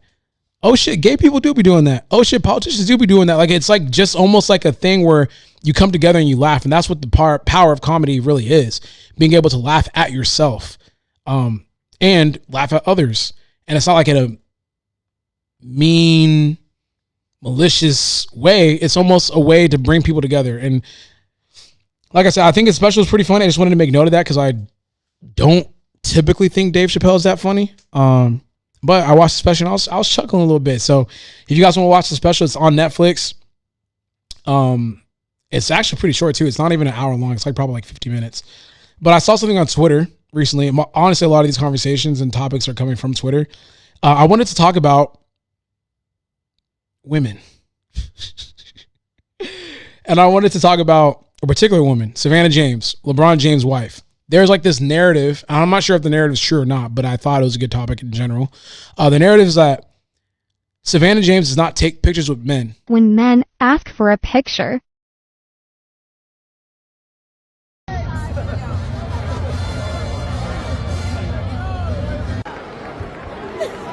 Yo, Savannah. versus when women ask for a picture. And I was like, huh. Yeah, I saw the video. So there's a video of her walking and like these dudes are trying to ask for a picture and she's like, nah, like, did she say anything? Like, yeah, she's like, she's scared away. She's like, nah, like I don't do that or whatever. She kept it pushing. I thought that was really interesting because LeBron James' wife has been like almost, she has like had this like resurgence in the media in regards to like how she conducts herself as LeBron James' wife. And she had this amazing quote and she said, I just wanted to be like almost like the best support that I could be for my husband. Like, I don't want to be on social media. I don't want to be like posting myself like that. I don't want to be in the mix. My main goal is to be a good mother and to be a good support system for my husband. Like literally that's the only thing that she wanted to do. And it made me think, and this comes in conjunction with like another topic that leads into each other. I feel like on social media now, like when I look at what women post, it's like who like, and this is almost like an open-ended question. I wish that I had like a woman for this, but it's like, and I'm gonna preface this with an example that I saw on Twitter. It's like, there is this picture of a girl and she's like half naked or something like that. And like, you know, just showing herself, sexually showing herself, you know, nothing wrong with that. And someone quoted it and said, I remember a time where we had to work as men really hard to get a picture like this sent to our phones, like in communication with a woman. Now it's just on here on Twitter for everyone to see. Right. And my question would be, it's like, as a woman, and you know, you could do this for men too. Who are you trying to impress? Like who's that picture for? Like you're posting in public for everyone to see. I think what gets lost in that is that the type of men that it attracts, and potentially like you start realizing like, yo, all the men that I talk to are shit. It's like, nah, like maybe it's just the way that you're presenting yourself and like the type of men that you're attracting. And I know, like, I already know like people are going to fucking like, nah, I post this, like, I don't give a fuck, And it's like, I get that. And I'm not tripping over it. It's just an interesting topic and conversation when I really think about it, because when I compound that with like someone of Savannah James' stature, she doesn't really post on social media. She's kind of just doing her own thing. And then maybe when you do stuff like that, you might attract a different crowd of men. I don't know. Same thing with men too. Like when you're on that bullshit, you post some fuck shit and you're out here liking a bunch of girls' pictures and all that kind of stuff. Like you're going to only attract women, or you're going to push all the women away that would be attracted to you otherwise, you know? So I thought it was like a really interesting conversation because like I said, I think about like your girl, right? Everyone listening to this, like all the men, think about your girl. Think about, I'm gonna call some fights. Think about how she posts on social media, right? When she posts like them, I'm really gonna cause some fights in some households. But when she posts about her body, like, naked, not naked, but like half naked, doing that new hamstring pose, like where they just like bend over and like, you know what I'm saying? Like, who is she showing that to? Like, for like who? Like, why does that need to be posted? Damn. I feel like I'm gonna cause some fights with this one. But it's like, no, but seriously, like I'm just genuinely asking. Like, I'm not saying like that in a malicious way, but it's like, break down, like, who are you posting that for? Who are you showing that to? Like, are you showing it to the girlies? Okay, but you might be showing it to the girlies, but the men could see too. Like, you know what I'm saying? Like, when you're dating a person, you would want. There was a time when you were dating a person, those things were kept within the confines of the relationship. It's like, damn, girl, like, shit, like, you working out right now? Oh yeah, like, she goes to the restroom and she sends you a picture, she bends over and shows like her hamstrings or whatever. You're like, damn, that shit's sexy as fuck. Like, you're thinking that's between you and your girl. Now, shit, that's a post that the whole world can see now. Like, you know what I'm saying? It's just like a different era. So I wonder, as a man, like, at what point do we say, like, hey, like, I kind of want that for myself? That's the whole point of dating, me. That's the whole point of dating you. Like, I want that to be exclusive to me and you. And like I said, everyone's different. Everyone has different boundaries and shit that they have for themselves. But it is a question that I think men and women should ask themselves. This isn't just pertaining to women. I'm just using an example. I'm using the Savannah James situation as an example. Maybe you don't want to do that, be posting his fucking body on social media. It's like, man, this dude is for everybody. Like, he's always posting with his shirt off and like, showing his print and all that kind of shit. Like, maybe you don't want that for yourself. So I don't know. Just thought it was an interesting topic and conversation that I think, that popped up. And then someone asked me, what do I look for in a relationship? And I don't think, have I talked about that? Yeah, I've talked about that on here. What do I look for in a relationship, or what do I look for in a woman in a relationship? Just support. I feel like support, and then also someone that adds value to what I have going on. Because the way that I like to approach life, or the way that I like to approach relationship, is that I know what I bring to the table in regards to just like not fully providing, because I feel like that's something you should keep for marriage. But just like who I am as a person, I feel like I add value to another person's life because I could take pressure off you in some respects. I ain't saying I'm finna pay like fucking rent bills and shit like that. Not like that, but just like traveling, vacations, being able to emotionally protect you, and take, care of like your goals, your aspirations, your feelings, and all that kind of stuff, make you feel like a better human being. In regards to just like making you feel heard and all that stuff. And then likewise, like, you want a partner that does that. You want someone that's going to support you. You want someone that's going to look out for your best interests. I think mostly when it comes to relationships, you just want someone to share experiences with.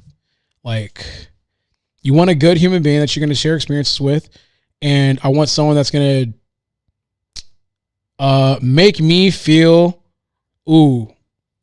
make me feel like I have someone in my corner. What I like with the stuff that I do, sometimes it feels as though like the world's crashing against you and like everything is pushing against you in one way. You want that one person that's going to always like be your biggest cheerleader. Then also too, if need be your biggest critic and being able to like pull you in and hold you accountable. But you do want that person that you could go home and confide to. I don't even know why.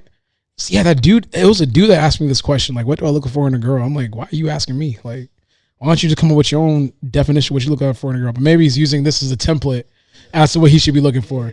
You know what I'm saying? So, but moving on to social media and just like social media in general, TikTok. How deep are we in? Hour 40? Damn. Okay. Shit. Damn. We got a decent amount left. I'll edit some of the. I'm like, okay, we don't have to get into that because I remember when I sent him the notes, he goes, bro, that's like 2 episodes, 3 episodes, low key. But getting into TikTok, because I thought this conversation was really interesting, and this is gonna be almost 2 topics in one.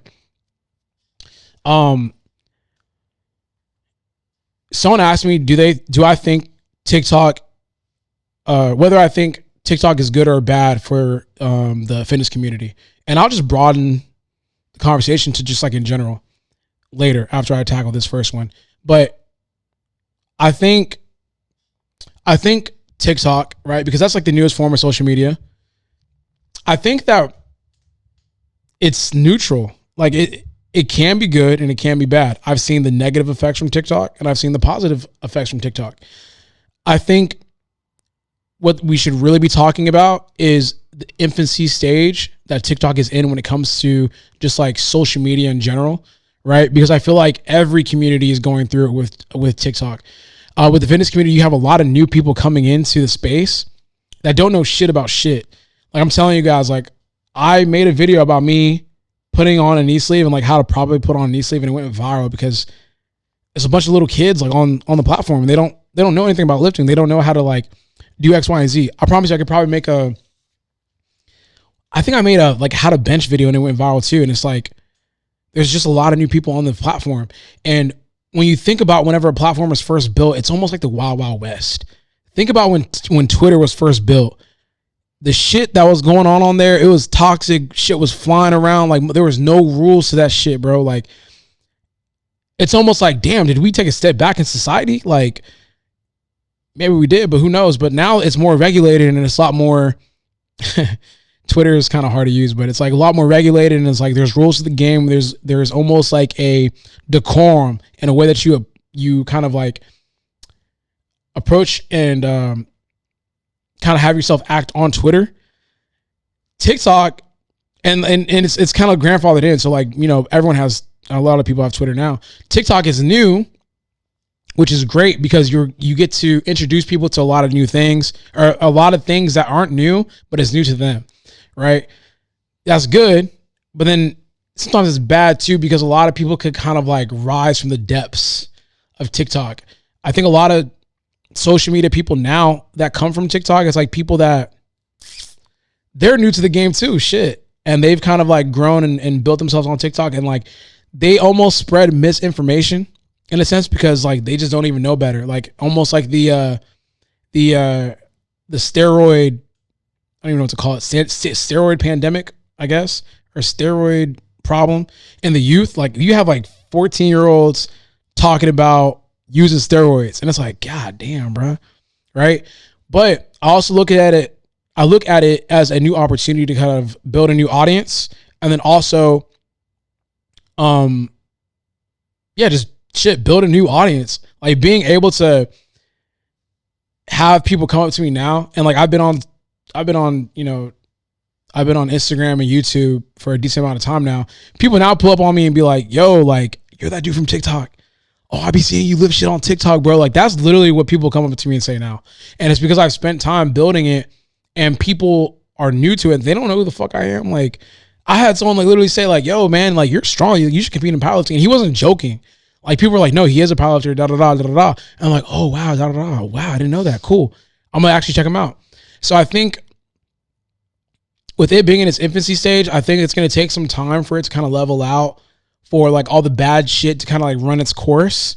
I think that we are kind of getting towards the end of that. I think now it's kind of ran its course, and I think the people that are actually doing shit for real are starting to find, or are starting to be kind of shown and prioritize more on that platform versus the people that weren't really doing shit and they were just like posting shit to be wild and fucking crazy and they're getting a lot of views. I think now that's kind of dying out. People don't want to be seeing that no more. They want to see like actual value. They want to see actual content and things that are essential to what they got going on, and that's going to help them boost into better people.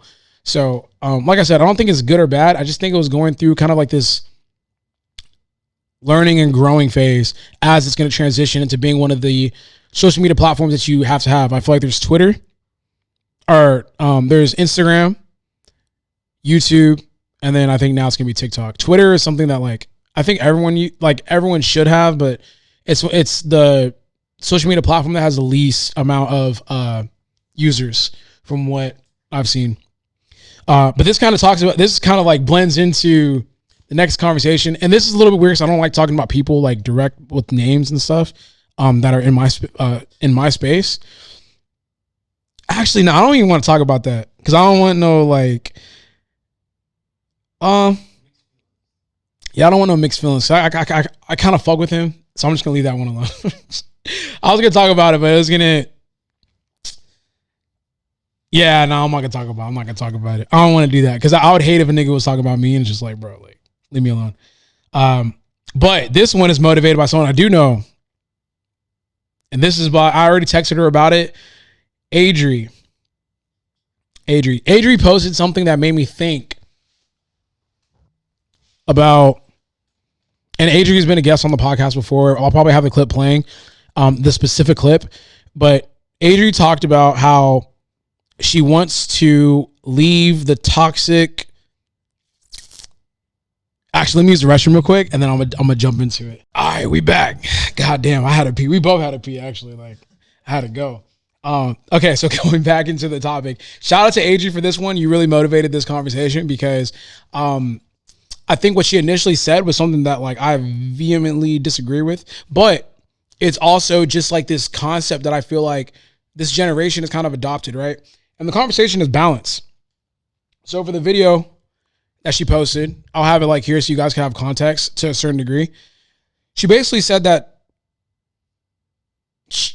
she wants to leave overworking yourself behind, right? Like that's something she doesn't want to take into 2024. And I disagree with that. I really do. Because when you talk to anyone that is, and Adri, we had a conversation before I jumped on the pod. I was like, hey, I'm talking about this. This isn't just her. This is like something that I see on social media, actually a decent amount.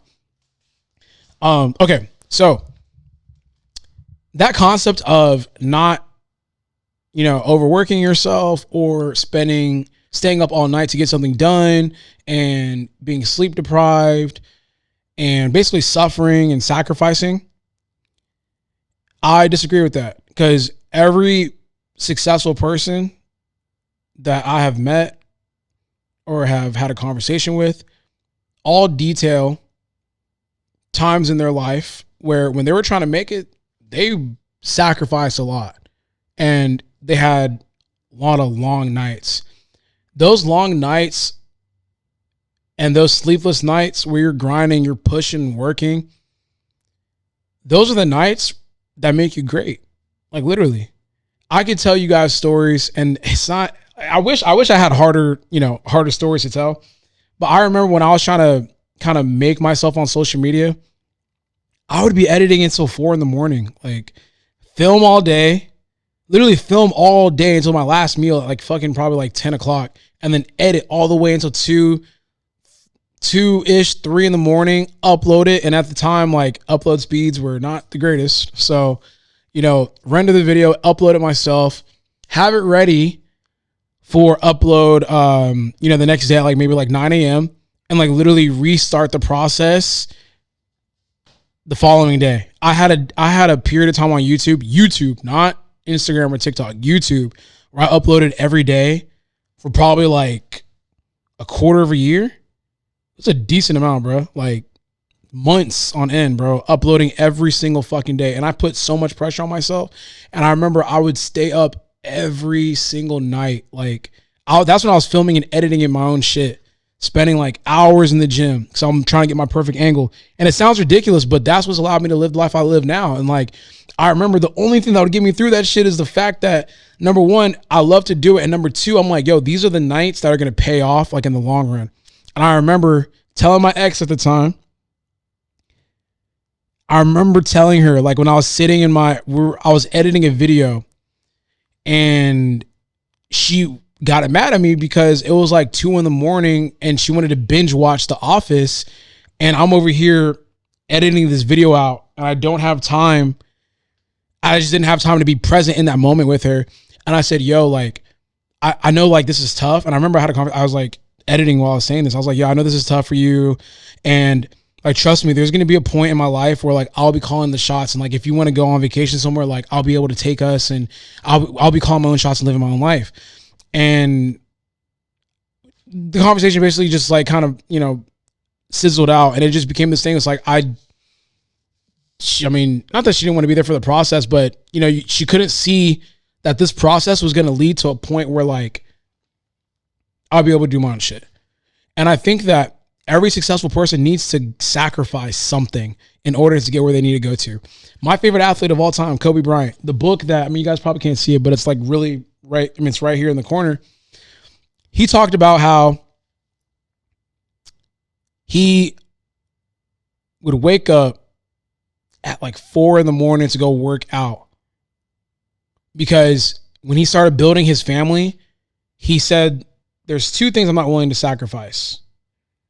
My time as a husband and the amount of work that I need to put in. Right? So he's like, so what do I need to sacrifice? He's like, sleep. Easy. Boom. I'm now sacrificing sleep. So he didn't sleep. Basically, he worked out like a maniac and then gave time to his family. And that sacrifice that he had to make was sleep. Because he's like, I want to be a great basketball player and I want to be a great dad. And in the middle of that, sleep is in the way.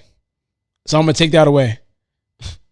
Like it's that simple. You cannot be a balanced individual when you're chasing greatness. So when it comes to something is like, I guess like simple and it's something is like foolish as like social media, being a social media entrepreneur, like, nah, man. Them late nights when you're like editing, like I've rededicated myself to social media again recently. I don't know if you guys can tell, I've been posting a lot more frequently like on TikTok and shit. Bro, I still have like 5 or 6 videos I can edit and post right now. But it's like actually sitting down and posting it. When I do a full day, it sounds so stupid. But when I do a full day of filming and editing and posting, that's the whole day plus some. Because I got to film that shit, edit that shit, get that shit the way I need it to get it, and then post that shit. That actually takes some time, right? So I could be staying up tonight. Maybe I'm up until 3 a.m. editing. That's what it takes. I don't know what to tell you. Like, whenever you want to chase something that is something that others can't achieve, there's a price to pay. It's like, okay, I want to be a great powerlifter. I sacrifice the friends that I could have in the gym. Because to me, if I'm associating myself with people that don't have the same goals as me, it's going to take away from my goal, right? I sacrifice. I want to fucking eat Chick-fil-A. It's Friday night. I want to eat Chick-fil-A. You know what I really want to do tonight? I want to eat Chick-fil-A. I want to fucking pig out. I want to put the game on. I think LeBron's playing Ja Morant tonight. I just want to kick back, look at the television, eat Chick-fil-A, do something else that I'm not going to say on here, and then like just vibe out, bro. But I can't do that because I got to meet in 10 to 12 weeks. I got to sacrifice. I got to go I'm probably going to do Epsilon bath tonight. Actually, no, I'm not going to do it tonight. I'll do it probably Saturday or tomorrow evening after I finish training. But it's like there's sacrifices I need to make. I can't be balanced. No, I refuse to be balanced. I have to be leaning towards this one thing. If anything, I encourage people, if you want to achieve something great, put your 10,000 hours in. Some of them 10,000 hours are going to come at night when everyone's sleeping. If you got a family, your little one's sleeping, your girl's sleeping, you're up working. It's going to suck for that period of time, but after your 10,000 hours is done, like now you create your own hours. Like, I'm still grinding now, but it's like, I'm sitting in my second bedroom talking to y'all. Like, but that's because I've sacrificed so much. I can enjoy these little moments here and there when I look around. It's like, damn, like I remember when I was fucking eating potatoes for every single meal because I ain't got no bread to like buy no shit. Like I remember when I was telling my girl at the time, like, yo, like if you wait a little bit longer, I'll be able to call shots and like do my own thing. Like if I want to go to Mexico tomorrow, I could go to Mexico tomorrow. I'm not gonna do it because I got to prep. But like those nights where I stayed up drawing on those vans all damn day, deciding whether or not I want to go to class or I want to go to the gym because I ain't got enough gas to do both. Like I'm not here now, but like I'm at a point now where it's like I worked hard and I sacrificed a lot of different things in my life. And like I spent hours putting shit in to where like I'm cooling now. Like God forbid, like, you know, but like I'm doing all right for myself to where I've created a living for myself. So that's why I always push back against things like that. Cause like, bro, you can't run away from the work. You can't run away from the grind. Like, you could be balanced, but what I'm gonna say to that is like, yeah, you're gonna be balanced, but you're not gonna do shit. You know, if you want to be able to go hang out with your friends when you should have been editing a video, or you should have been like, you know, finishing that report for your boss to ask for that shit. And yeah, maybe he's fucking you over and you need that report done on a Friday night and needs to be given back to him on a Monday when, like, you know, you want to be chilling on the weekend or whatever. That's part of it. You have to, I think BPN has like this great saying, you have to embrace the suck. Like, shit's gonna suck for a little bit. But really think about it. I'd rather have shit suck for 30 minutes and then I'll be great for the next like fucking 5 hours than me not being able to be great at anything, you know? So I don't know. I just really wanted to push back on it because I saw that and and it's not directed at Adri. It's directed at the concept of like this generation wants to do nothing but be great at everything. That makes no sense. Like, you can't, people are talking about they want to work less but make more. Everyone's trying to figure out different ways to make money without doing shit, which is great. I mean, obviously, like, if you can do it, do it. But it's like, bro, at some point you do have to put in work. It's like, oh, make your money work for you. Or like, how can I make money in my sleep? You can't even make money when you're awake. Like, why the fuck are you thinking about making money when you're asleep, bro? Like, yeah, I'm about to say some wild shit, but it's like, shit like that, like having multiple streams of income is reserved for people that have already put in the work in one sector. And then now I'm trying to make the money that I already make work for me. Not, I don't do shit. I haven't done shit. I want to make money doing nothing. That makes no sense. Or I want to have this balanced lifestyle when you're 22 and you haven't done shit. No, this is when you actually, this is the best time for you to be grinding like a motherfucker, like, because you don't got shit to lose. Like, you're 22, bro. I can't do that. I mean, I can do it now, but it's like, as you get older, you have more and more things to lose. So you go out and take advantage of your youth and sacrifice and be able to push yourself into a place where, like, okay, I sacrificed for 5 years. Now for the next 30 years, I'm good. I already did what I had to do. I'm seeing people that are sacrificing at 18. And I'm like, bro, you're way ahead of the game. Because by the time you're 25, motherfuckers are going to be looking at you like, bro, how did you do it? It's like, I shut the fuck up and I grinded for a long time. And now you're just seeing me reap the benefits of that success. I know a lot of people probably look at me. It's like, man, you lucky as hell. You get to fucking train for a living. It's like, bro, you wasn't here when I was grinding and shit. You wasn't here when I was fucking getting made fun of for making these fucking videos and people looking at me crazy like I'm bringing a camera into Subway. And niggas talking shit about you about to record yourself eating a sandwich. I'm like, yes, the fuck I am. But yeah, man. Oh, that was a good conversation. Shit. I got motivated off my shit. Now, honestly, I'm finna pull up to the gym like fucking just Aki tomorrow. Like, you pulling up to Ironside tomorrow or are you chilling? Chilling? You shooting? Oh, okay. Yeah, no, I'm finna pull up on Ironside on some bullshit. I was gonna talk about sports. But we like an hour, what? 2 hours in? Two right now. Yeah, if I talk about sports, man, it'll be like another like, yeah. I'll just get to, nah, man, that's pretty much it. I'll do some speed ask though. Like maybe for the next 10 minutes, I'll answer some of the quick questions that you guys, no. It timed out. I knew I should have recorded it. Oh, well, fuck it. Oh, let me see if I can see in the mentions. You go to the archive. You're talking about your story? Yeah, no way. I can? I think I found it. Oh, shit. Oh, shit, boy. Technology, boy. What the fuck? Oh, shit. Wait, can I? It doesn't come up. Oh, shit. It's right here. I'm tripping. Or how do I? Because it's like archived, right? So. Oh, you deleted it? Oh, no. No, it timed out.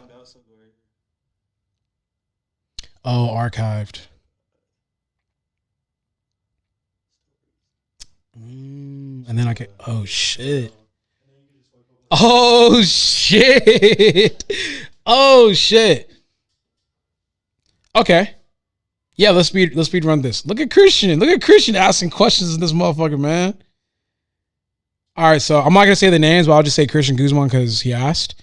Christian asked, "How do you think the interviewer himself did?" So, that was a big topic of a conversation because a lot of people were talking about that. So Shannon doesn't do. It's not an interview. It's a conversation. It's really so. People need to understand what Club Shay Shay is to really understand like what he's actually doing. Club Shay Shay is just him kicking it with like celebrities or people that he may know or people he doesn't know, and then he just wants to have a conversation. It's not really geared for him to be grilling the individual. He asks the questions.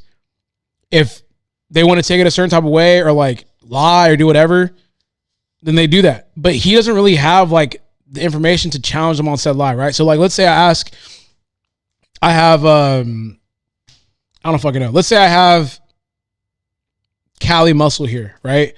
I'm like, yo, Callie, so how you doing? Da, da, da. How much did you make from your first like workout program? Oh, little nigga, I made about $10 million from that program. Oh shit. Okay, damn. Like you made 10 million from that run program? Yeah. I can't really challenge him on that because I don't have like those numbers there, and I'm not really there to do so. I'm just asking him that question because I want him to get his information out. But if he ends up lying, I mean, that's kind of like on him. It's not for me to fact check that and like, man, no, you didn't. You didn't make $10 million off that shit. I know how much people really be making off. You didn't make that shit, bro. Now you almost get into the place of like it's not an interview or conversation anymore. It's more so like interrogating, which you have to decide like, okay, like we're gonna sit on this topic for about like 40 minutes, and I have like a lot of other shit I really want to get to. So you have to make the decisions like, yo, we're just speed running it. So I think he did a great job. And also you guys have to realize that conversation would have never happened if he was that type of interview that challenges everything that the guest says. He does his research. He figures things out about people that probably others didn't know. He asks them questions and then they respond how they want to respond to it. It's not like really a platform where you're going like a 60 minutes or anything like that. And he explained it himself. It's not like a 60 minutes. It's not like a deep dive interview to where like you're getting challenged on every single thing that you say. It's a conversation with another person that has a big following as well. And you get to learn about another person that you maybe you didn't know about before. Yo, man. Yo, stop. Why do people, okay. People always use me as like the, I don't know. I guess I'm like the superhero for short niggas or something like that, bro. I don't know. Like people always ask me, okay, so this guy said, insecure about my height, 5'6". Was this ever an issue for you and how did you overcome it? Yo, everyone always asks me this, man. I never feel short. I'm telling y'all, like, I don't know if it's like hard to believe or whatever. Only time that I feel short is like when a girl is like actually no, I feel short when a girl is almost my height and then I almost have to like correct my posture to make sure that I'm taller than her, or when I'm at the club and I see how tall everyone is because like everyone's just taller, right? Other than that, in my daily life, I don't really feel short. Maybe it's because of like my ego or maybe just my confidence, the way I walk. I don't know. I never really feel short. In a gym, it's funny because when I'm in the gym, I feel tall as fuck. Like I just feel massive. So whenever people are like, how do you deal with being short? I'm like, I've never really felt short. I never feel short. So maybe it's like a confidence thing. I don't allow being short to really kind of dictate how confident I am. Sorry, I'm about to burp. How confident I am. So yeah, I just don't be feeling short. Someone said the documentary Kofi made about you. I mean, yeah, it was dope. It was amazing. I mean, it's crazy that I've gotten to a point in my career that like a documentary can be even made about me. And it's like, shit, like someone made a fucking documentary. That's how you know you got, a little motion to you, if someone can make a documentary about like your career as what you've been doing. Cause I don't look at myself as a social media entrepreneur. I mean, social media influencer. I look at myself more so as like an athlete that does social media. So yeah, man, thankful for Kofi, man. It's a great watch. I didn't watch it, but my parents told me it was a great watch and people around me have watched it too. What else we got here? What's more fun, powerlifting or bodybuilding? Definitely powerlifting, because you get to be strong and somewhat lean. Katt Williams. A lot of these questions, which I will say good job to you guys, because you guys asked some good ass questions. A lot of these questions I like actually used on the podcast to talk about. What it takes to be the best. Kind of already just said that. Basically just have to have this dogmatic approach to what your craft is. Someone said missed a pancake flip. It's gonna bring that back for sure. Someone asked, what's my recommendation to someone who loves lifting but gets injured every year? Slow the fuck down, dog. I don't know what you're doing. Maybe fix your form or something like that. I think that's... okay, this was interesting. Someone asked this, and I was like, damn, I didn't think about it like that. Someone said, you'll be 30 this year. Where is your mind at with getting married, buying a home, and the brand? I will be turning 30 this year. Fuck, I'm turning 30 this year. Oh, shit. Oh, my God, bro. Oh, my God. I'm turning 30 this year. Damn, bro. 30 years on this planet. That's fucking wild. I don't really have a take. I'm starting to realize I may or may not be that uncle at the cookout that doesn't have like a wife. I might just be like that uncle that just, I'm always like bringing someone new or some shit like that. I don't fucking know. Like I'm the cool uncle that like be waving like young and shit. And like, I'm cool. I got my shit together, but like I'm single. I don't fucking know. Cause as you get closer to 30, it's like, damn, it's kind of hard to meet people. Home wise, I'm starting to have a different take on buying a home. I'm not sure if I want to buy a home.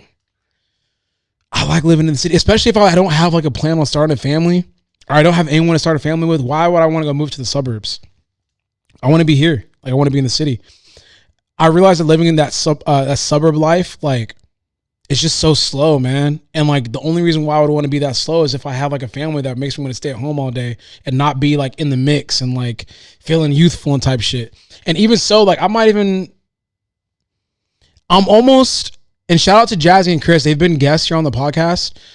I don't know if they sold their home or what, but they got a penthouse or some shit like here back in the city area. So it's like, I think they realized too, it's like, yo, like we're young. Why would we want to be living in the suburbs? Like there's so much more things to do. They probably find themselves here a lot more frequently. So like, they're coming down here for like dates, running activities, all the cool shit to do is here. I don't know. So I'm like rethinking, like, do I really want to live in the city, or do I really want to go back to the suburbs as a single man? Even if like I should probably buy, like I might buy a home, but then use that as like a way to just be like making money, and then like just really be staying in the city. Like I might buy like a small house, be renting it out, use it as passive income, and then just stay here in the city. So who knows? Good question. Oh, and getting married and shit, I don't know how it's going to work. I don't know. We'll see. Maybe I'll find someone. I'm not saying it's impossible, but I'm just chilling at this point. I'm going to answer probably two more questions because a lot of these were already talked about. Oh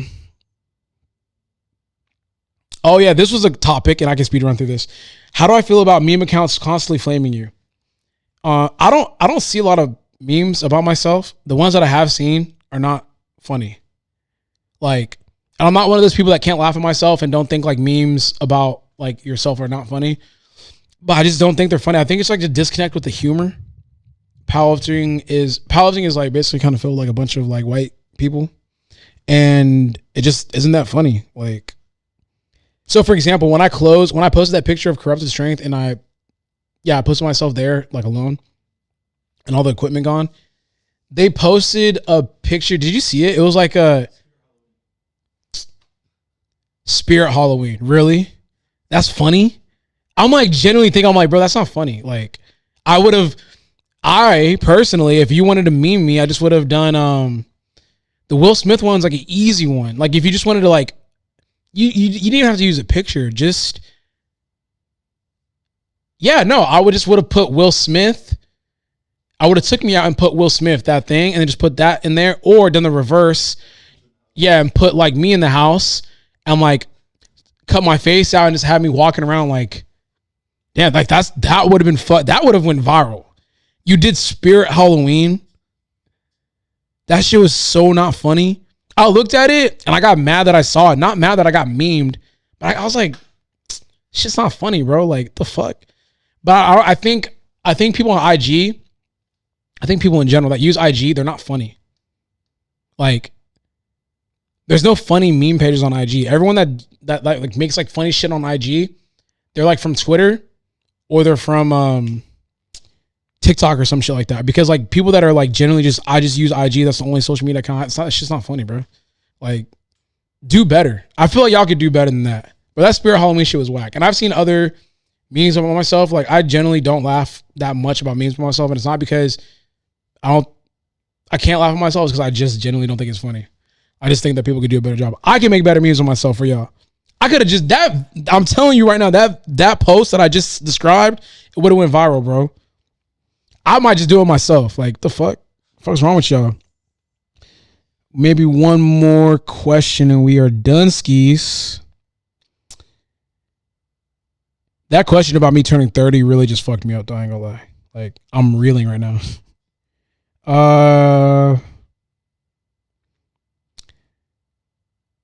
How to live alone?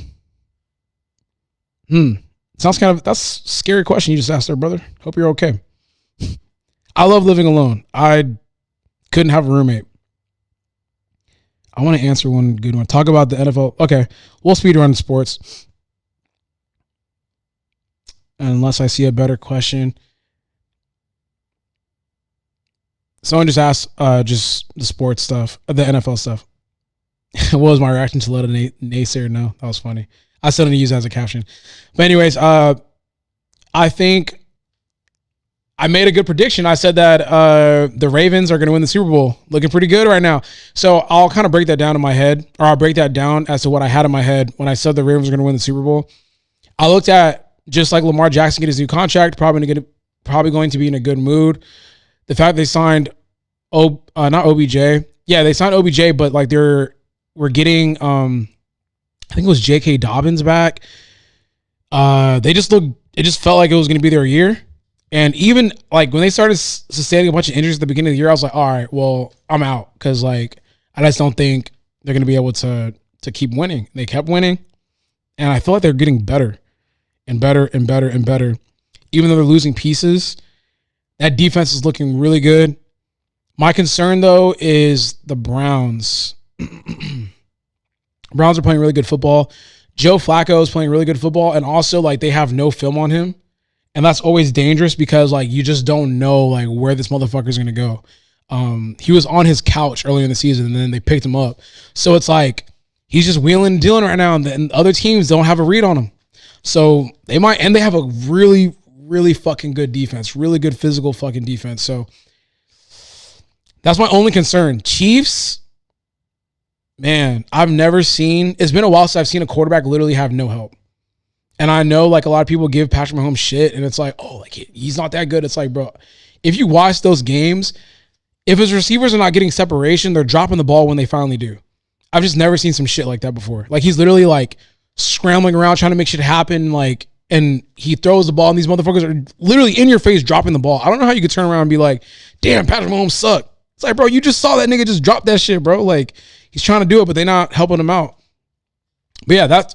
I still have the Ravens winning the Super Bowl. I'm gonna stay true to my Super Bowl pick at the beginning of the year. But yeah, I could talk about, you know, the Lakers and all that shit 'cause I had that down. But honestly, we 2 hours in, could have went way longer. But I just wanted to give you guys a good introduction to this beginning of the year. I'm excited. I know we're gonna up the production value with the podcast by adding more clips and context to stuff as you guys are watching, if you guys are watching, and then listening too, so you guys will be able to hear like the stuff that I am talking about. Because I know some of you guys don't be keeping up with the current topics, like with the whole Miami thing. Y'all motherfuckers probably don't even know what was going on, or the Katt Williams things. I know, like, that's more leaning on black culture, and maybe I got some people that, you know, maybe they just not wavy like that, so they kind of tune in into some other shit. But we got you. We got you at the Better Take. We're also gonna start introducing probably sponsors. If we got sponsors that are watching this shit and want to sponsor the Better Take podcast and have ads run periodically as you guys are listening to the podcast, hit up me right now, I guess. But we're probably gonna be working with some people in order to get like more ads kind of like thrown on here. So yeah, shit, that was episode number 27, man. 2 hours by myself. Probably gonna link with Swole and Shali for the next coming episodes. I know you guys are excited about that. I've been asked about that, but yeah, man, 2024 is gonna be a fun fucking year. I didn't say my goals at the beginning of this year, or at the beginning of the podcast, so I wanted to save it towards the end. But as I look at 2024 and some of the things I want to accomplish, I'm gonna be honest with you guys, they're very straightforward and very linear. And I'm gonna fix myself up so I can look at the camera when I say this. So for 2024, me personally, I want to get back to that person I know that I am. I feel like in 2019 and like 2018 to 2019 and like pushing on, I tried to mold myself into someone that maybe I wasn't necessarily, or I was trying new things out a lot. Because 2023 was a mess for me personally. I took on a lot of shit that I just didn't have to. And I was trying to do a lot of different things at once. My dad said something to me that just really stuck to me. He's like, you're just doing too much. You're spread too thin. Had a lot going on. You had the gym, you had better, you had competing, you had there's like other stuff behind the scenes I'm not gonna talk about that I wanted to push too.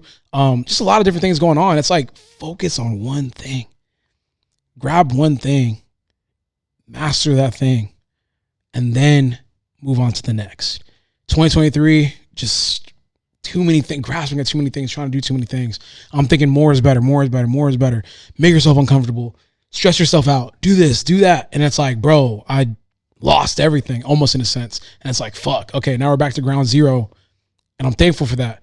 So now that I'm back at ground zero, it's building myself back up. So 2024, I'm excited to just focus on being Russel. And I just cringe saying that.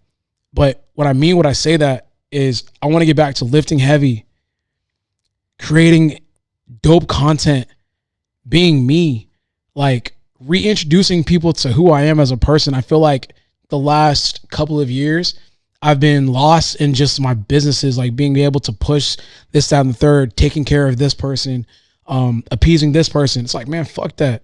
We're moving back to being a pure athlete. I am an athlete first, social media entrepreneur second. So it's like, we're going to be pushing that shit. I want to maximize who I am as Russel. I never say Russel. I never ever say it, but I'm going to say it here. I'm going to maximize who I am. Lifter, social media person, all that kind of shit. Maximize who I am as a person. Give back to myself instead of pouring so much into others. That's what I'm focused on in 2024. I want to be a world champion again. I want to be him. Instead of saying that I'm him and like posting on social media, like I want to actually show y'all I'm him. So that's what I'm focused on. The gym stuff, it's secondary, better secondary in a sense, but I'm getting back to who I am as a person. And I gave all this energy to different people. I gave all this attention to different people. It's like, nah, we're not doing that this year, bro. Like I'm turning 30. It's 2024. The year of the Mamba, year of Kobe. Like, we're not doing that. We focusing on what I got to do. I'm going to sacrifice what I have to do and make sure that I'm successful in what my goals are for this year. And then after that, we can start thinking about the other shit. But right now, we got to focus on what we got going on now. So it's going to be a good year. It's going to be exciting. I'm excited as fuck. Like I said, this podcast, we're going to be back on the grind, rolling. I'm a lot more focused. I ain't got shit going on. It's just lifting, podcasting, creating content. But anyways, thank you guys for tuning into episode number 27 of the Better Take podcast. Make sure you're following us on the social media platforms. There's going to be Instagram, YouTube, Spotify, Apple Podcasts. You guys have that. And yeah, man, I'm just excited for this next season and wave that we got going on. So that's it. Episode number 27. I'm your host, Russel Orhii. Catch you guys in the next one. Peace.